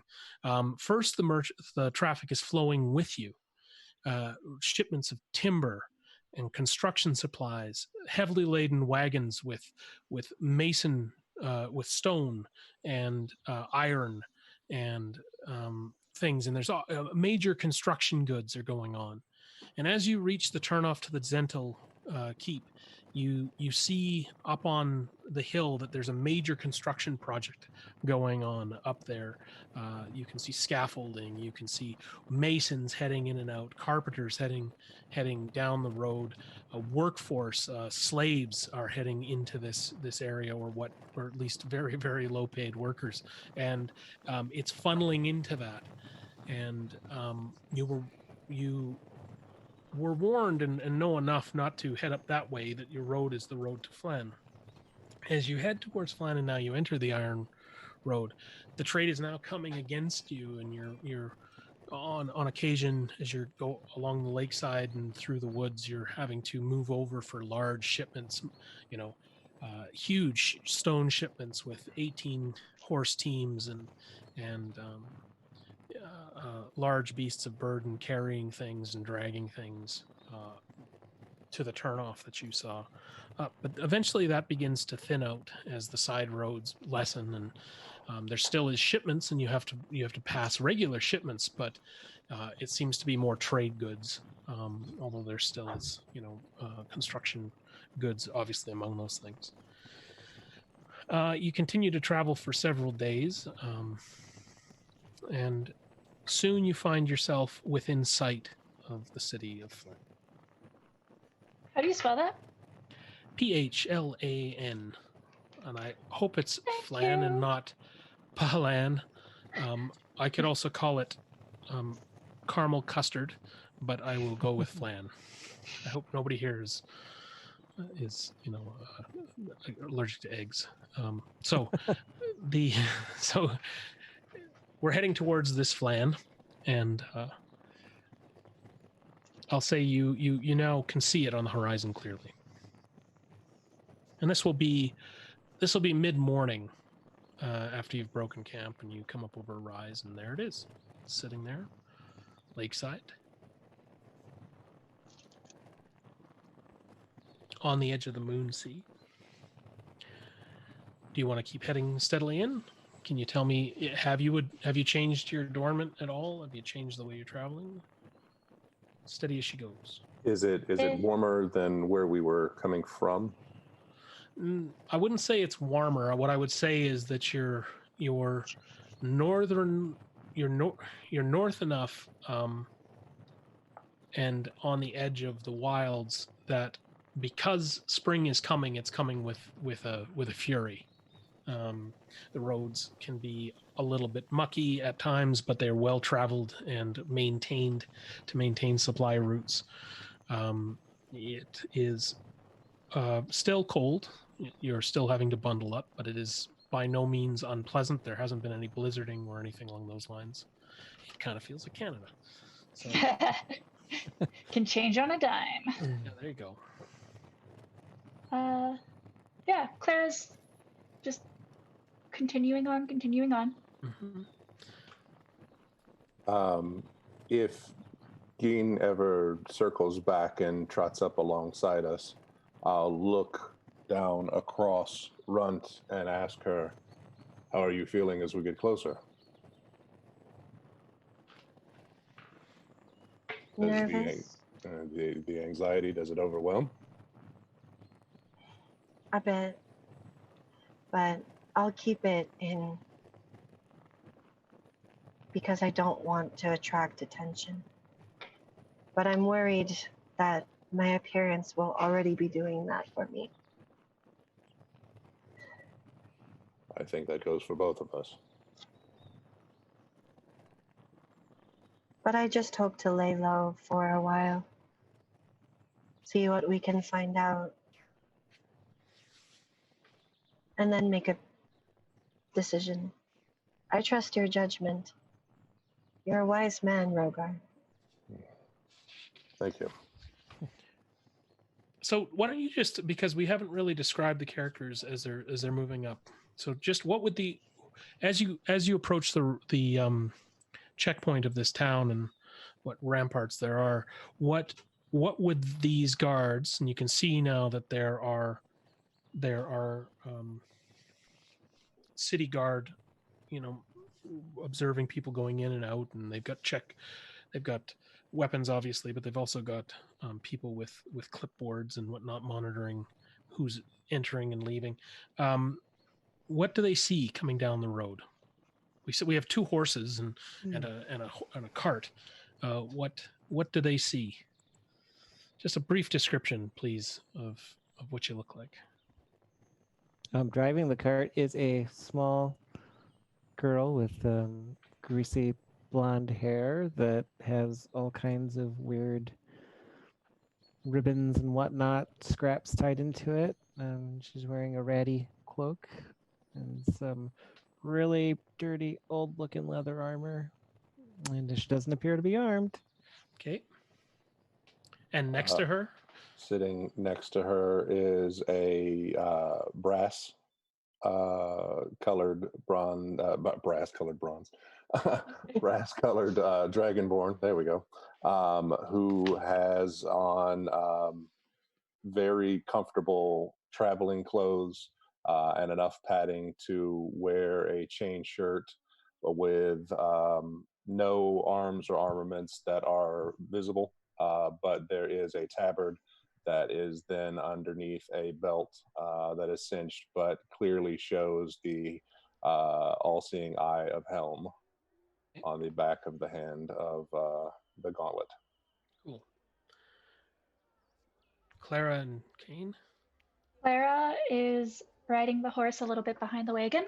She has long silver, kind of like almost prematurely gray silver hair that goes down to her mid back.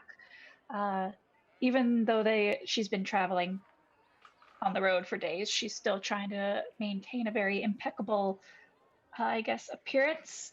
So her cloak is as clean as she can have it.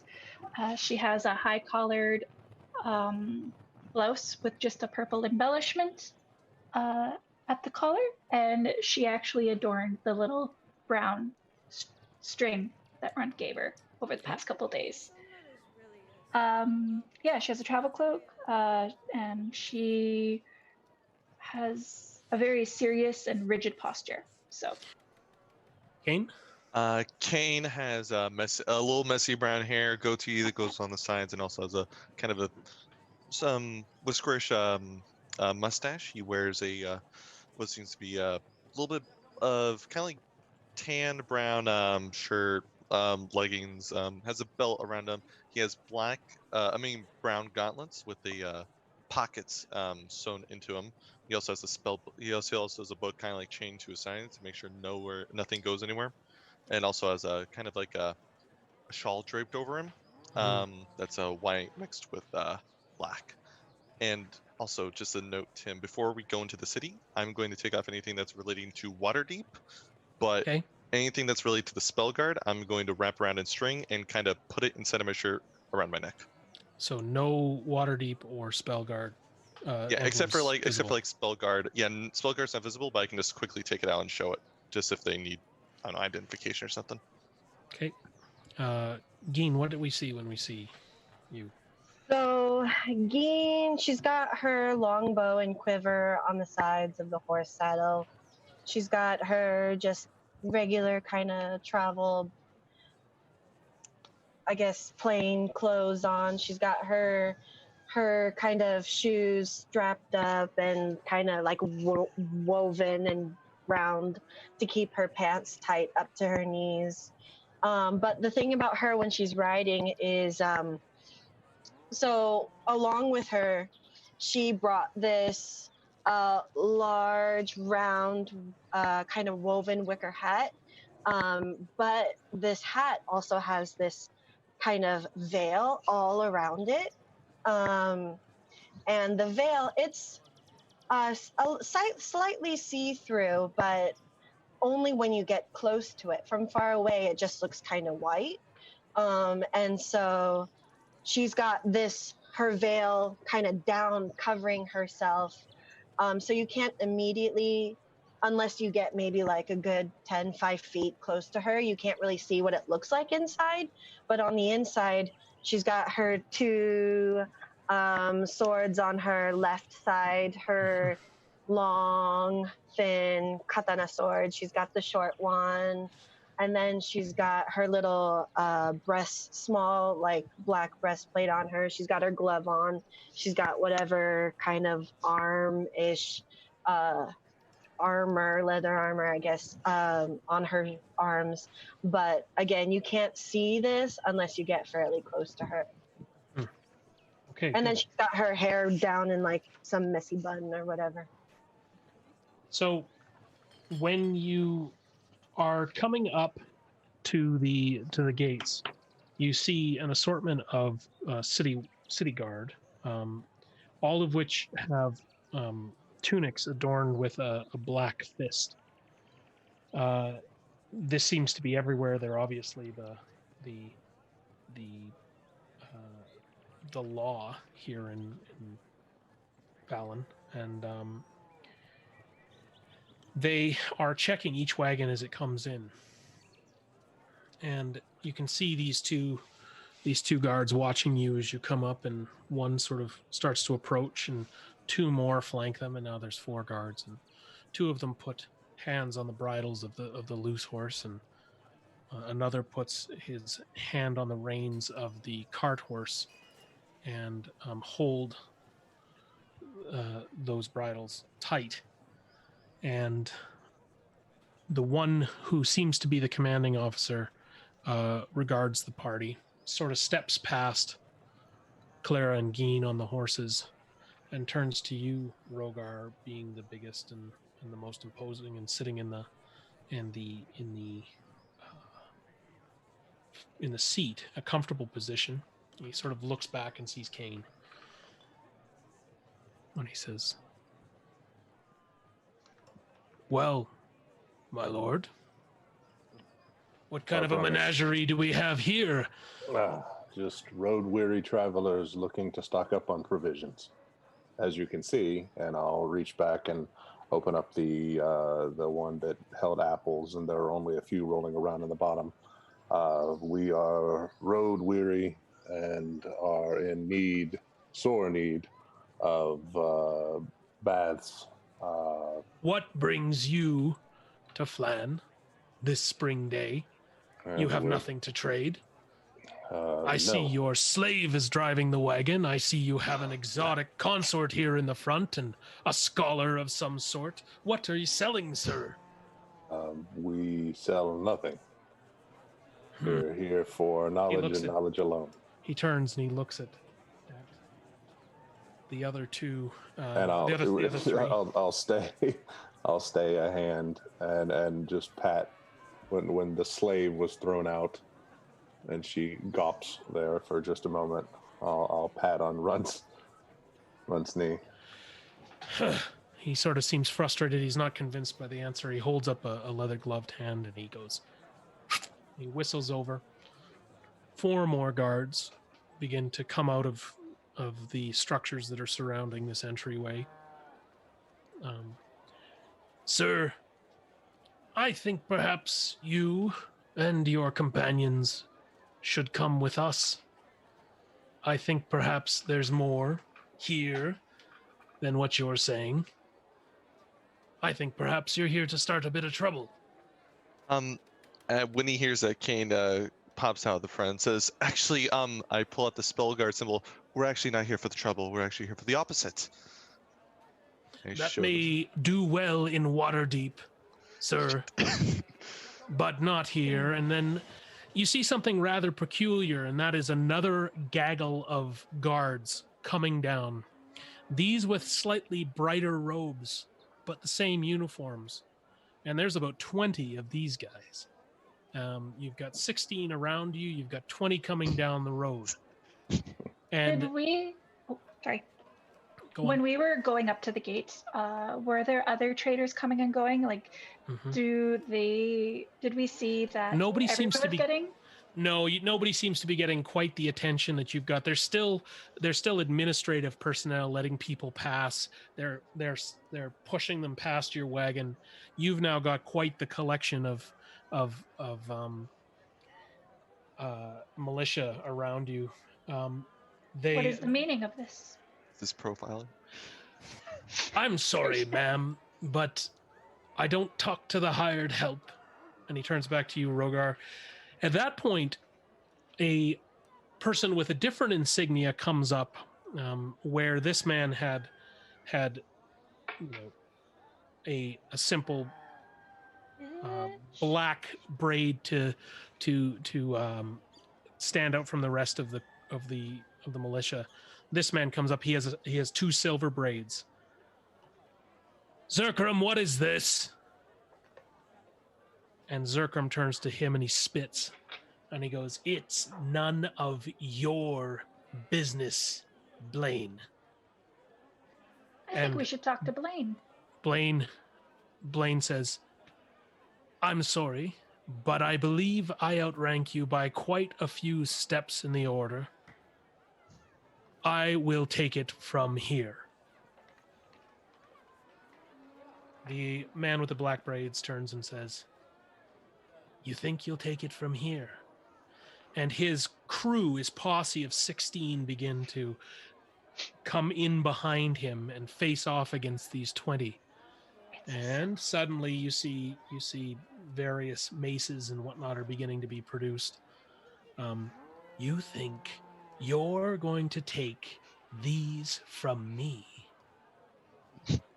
At which point you see Blaine raise up a hand, clean glove, and he goes, "You tell me." And he looks up at the wall, and there are 20 crossbowmen trained on the wall. "Why don't we just say, I'll take it from here?" With that, the 16 begin to disperse. They're kind of looking around nervously. The other gentleman says, "This won't be the last you hear of this. I think you know what I'm talking about." And he turns around and they march off, leaving the administrative staff to keep doing their work, who seemed like they had nothing to do with these guards.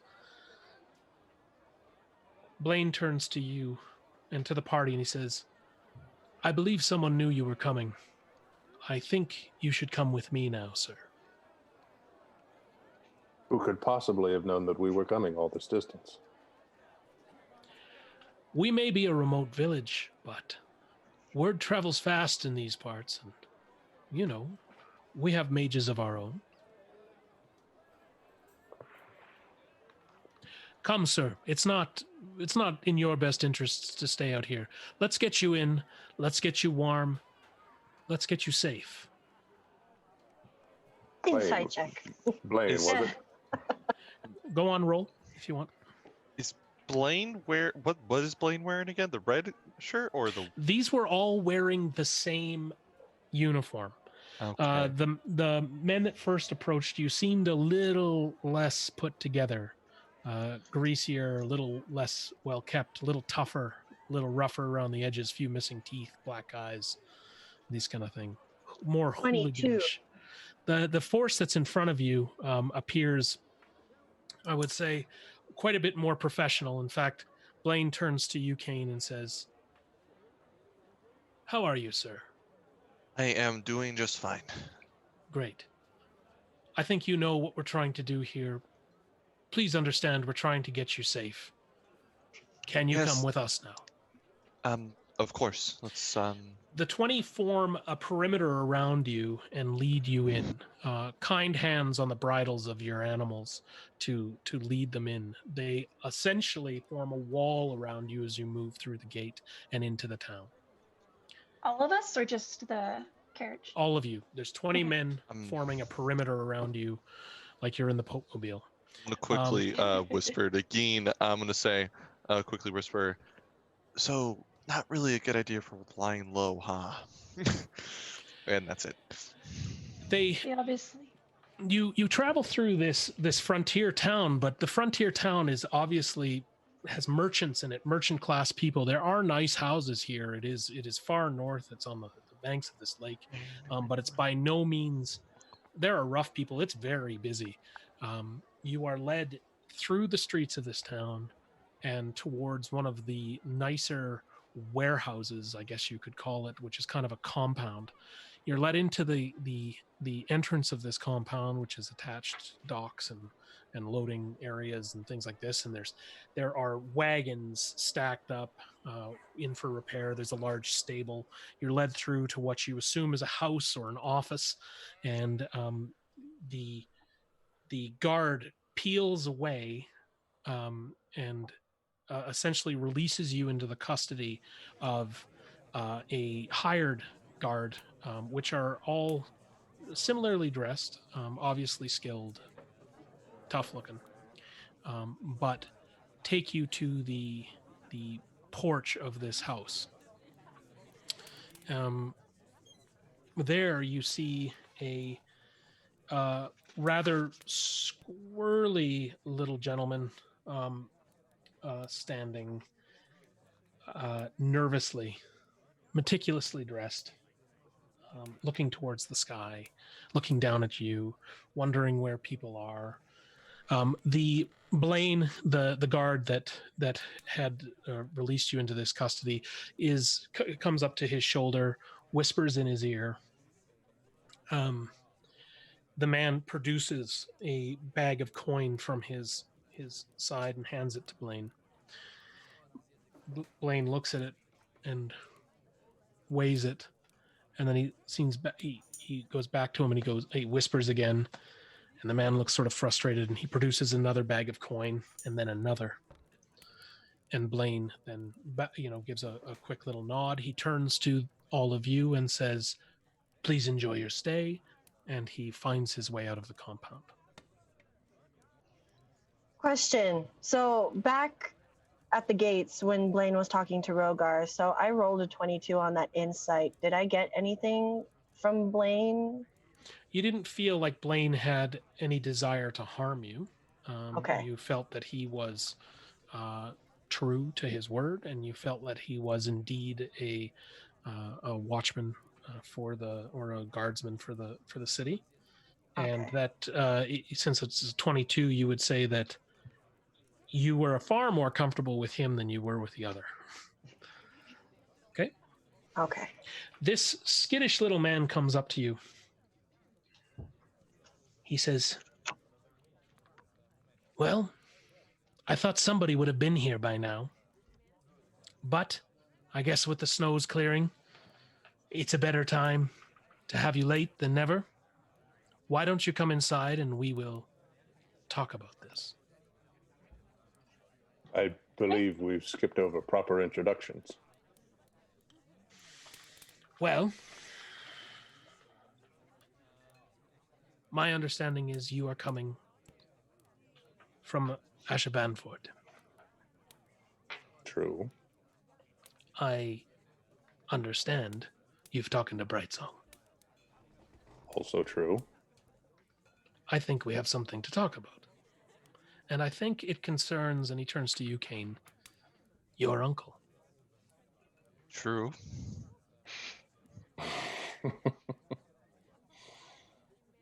Now, can you come inside? We'll have a warm drink. We'll get you rested. We'll feed your horses. And we'll talk about what we need to do next. Can I do a perception check just around the Please. area? Sure. Yeah, can I do that too? Just to make sure anybody's prying eyes or something like that. Sure. Jean gets off her horse, but when she gets off her horse, she grabs her quiver and her longbow and keeps it close to her, but her veil is still covering her face. Okay. I rolled a 15. 10. Okay. You can both clearly see, because they're not terribly hidden, that there are several of the house guard located around your position. A few have hands on weapons.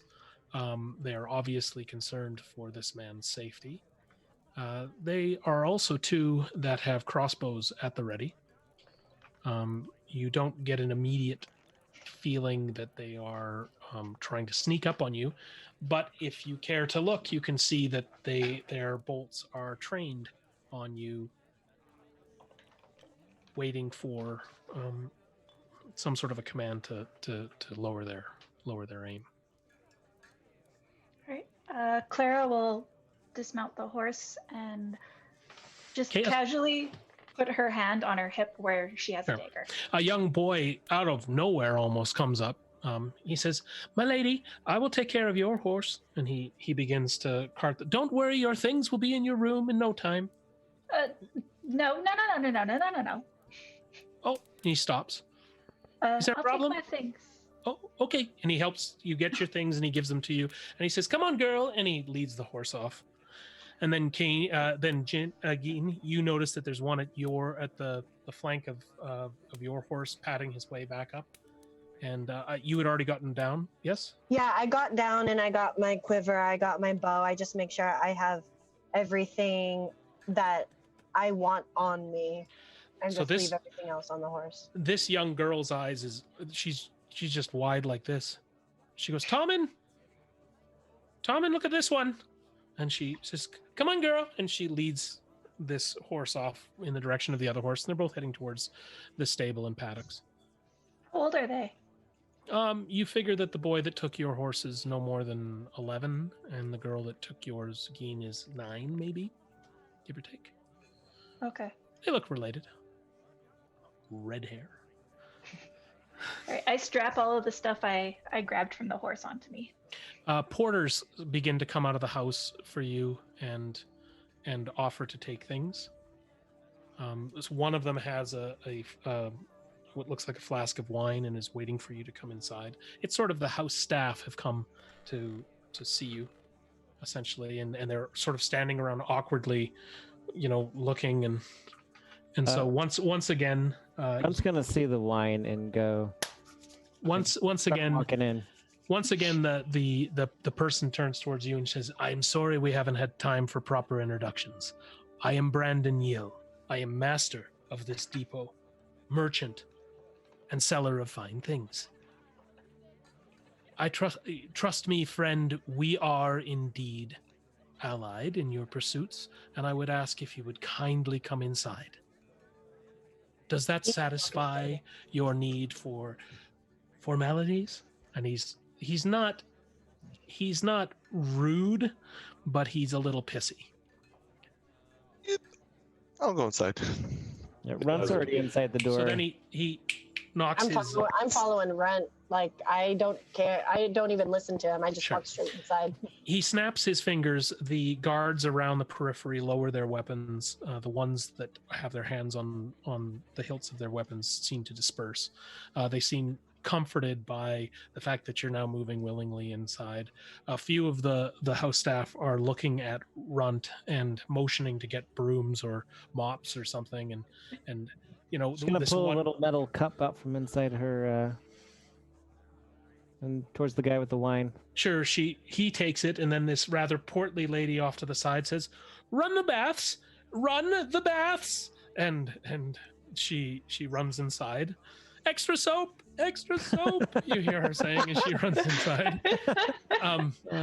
Sarah this- kind of eyes the guards, and then she'll follow after Keen. Okay, so you find yourself and you're following inside too, Rogar. Yes, absolutely. So you are now all inside the entry area of this, and indeed you can see that it's a funny mix between mansion and warehouse. There's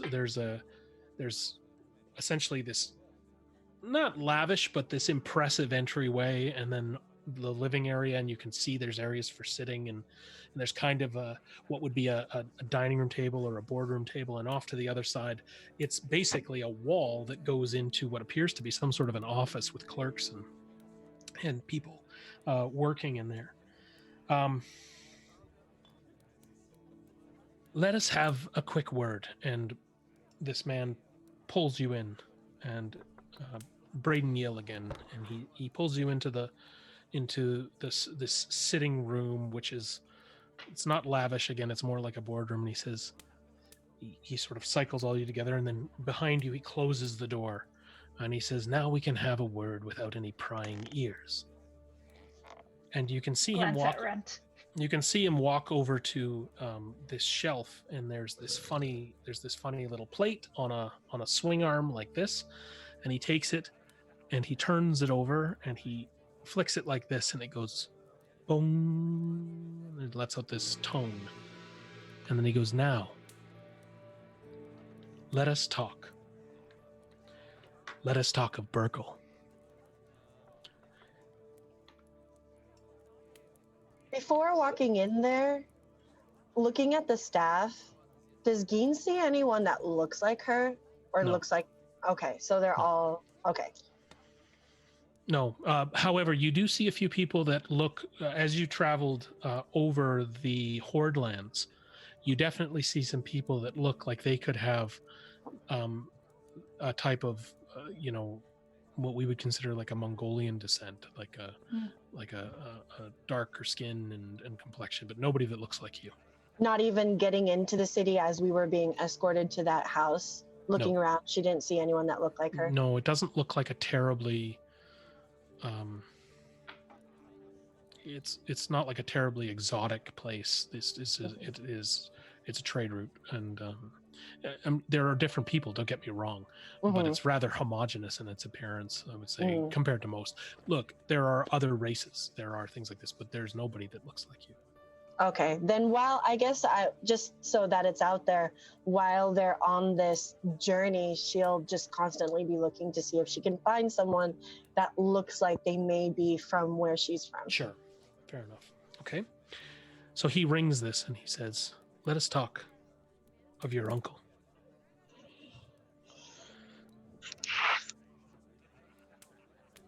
Is he alive?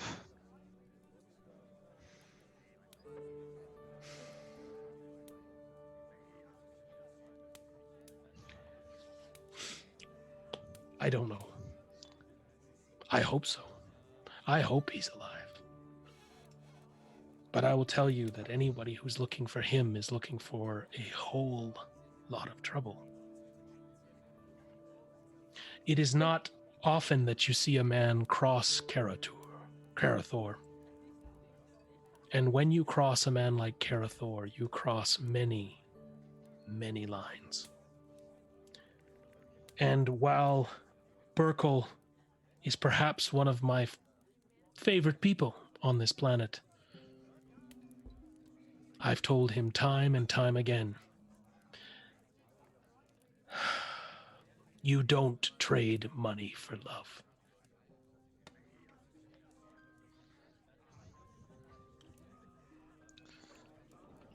And he, well, let's just say he let his heart get in the way when it came to that one.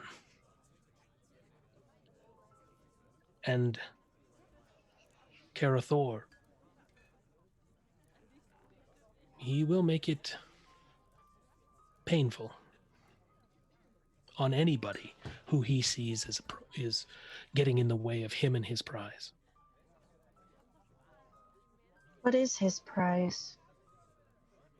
You, my dear, know best of all. And that's where we'll stop. Oh, son of a bitch. No. Excuse my language, but son of a bitch. That's you. Yeah, I don't want to completely emulate Perkins, but hey, So wait. The when you said don't trade money for love, was he talking about Burkle or about Yeah, Karithor? he was talking about Burkle. Yeah, Burkle. Tune in next week. I was gonna ask Okay. about Bright Side. I got confused whether or not that was about Burkle or about Karithor. Okay. Oh, okay. Well, Karithor's gonna get his ass kicked. That's about sure. About damn Wait, sure. how old is your uncle? How we old is my uncle? We'll work on that one next week. Okay. Let's just really quickly wrap it up. We have a little bit of a tradition here, and that is that our players all get to award a bean for their favorite moment. I will let the players handle it this way. When we get to 5 beans, then I get to award some inspiration. And as I remember from last week, we have, and you'll have to remind me here, please. I think we have Geen sitting at 2. We have Rogar sitting at 5. We have Kane. So you've got an inspiration when you want to use it. Kane, we have sitting at 2. I think 2. And then Runt. Let's just go with 2. 2. And then Runt is sitting with 3, I believe. Is that right? So, and Clara, very, very inspirational, but no beans yet. So this early days. So each of you get to award a bean. I'd like you just to talk about what your favorite moment is, and who you'd like to give that bean to. Magic beans. Magic beans. I want to give my bean to Clara for pouting so effectively and then burning the note. I liked that. Excellent. Thank you. I was thinking the exact same thing. Like, instead of keeping the note, the fact that when she walked back, she burnt it and just kind of wisped it away. I was like, huh. Okay, I guess we'll never find out what that note is. Okay, so nobody knows what the note was. Nope. No, she Okay, I cool. was Just planning on stealing it if I could, but then she burnt it. So. I forgot to ask if I can ask about the pocket from Claire, because with Miss Brightman, but too late. Too late. Too late. None of us saw the never saw that. Yeah. picture on it, right? Yeah. We just saw that it was a folded piece of paper. Yep. Yeah, I was like, We hey. don't- And she asked one simple question: did any of you put this in my pocket? That's it. Yep. Okay. So we've got 1 bean from Runt to Claro, 1 bean from Geen to Claro. Yeah. Rogar. To Clara. Oh, there you go. Very So good. 3 beans for Clara for the burning of the note. 4 beans. 4 beans. Oh my 4 god, beans. guys. That was There you great. go. Awesome. And then Clara, you've got 1 bean to award. Whose heart shall you break today? Whose heart are you going to break today? Oh, trying to think here. I'm gonna give it to Rogar because I just liked how he handled what was his name? Zirkle? Oh, did I freeze again? You're fine. fine, we can hear you you. hear us? Yeah, we can still hear you. Every time Claire? you've frozen, your picture has looked lovely, so you're fine. Yes. Yeah, don't And now freeze it now. doesn't. So this was Rogar for how he interacted with the hostile guard, yeah? Yeah, Zircom. There you go. I kind of liked how he was very cool and just, yeah. Well, thanks very much, guys. Are they gonna get us down? What's that? I said nobody's gonna Get get us down, down. get down. Nobody's going to get us down. Okay, great. Well, Claire's got 4 beans. Rogar, you got an inspiration in the bag, and it looks like 1 extra bean. So we won't be able to stockpile inspirations, but we'll figure out how we're going to work with the extra beans next time. So I guess with that, we're going to all say goodnight, and I hope everybody has a good evening. So thanks so much, guys. Yeah. Thanks for watching. Yeah.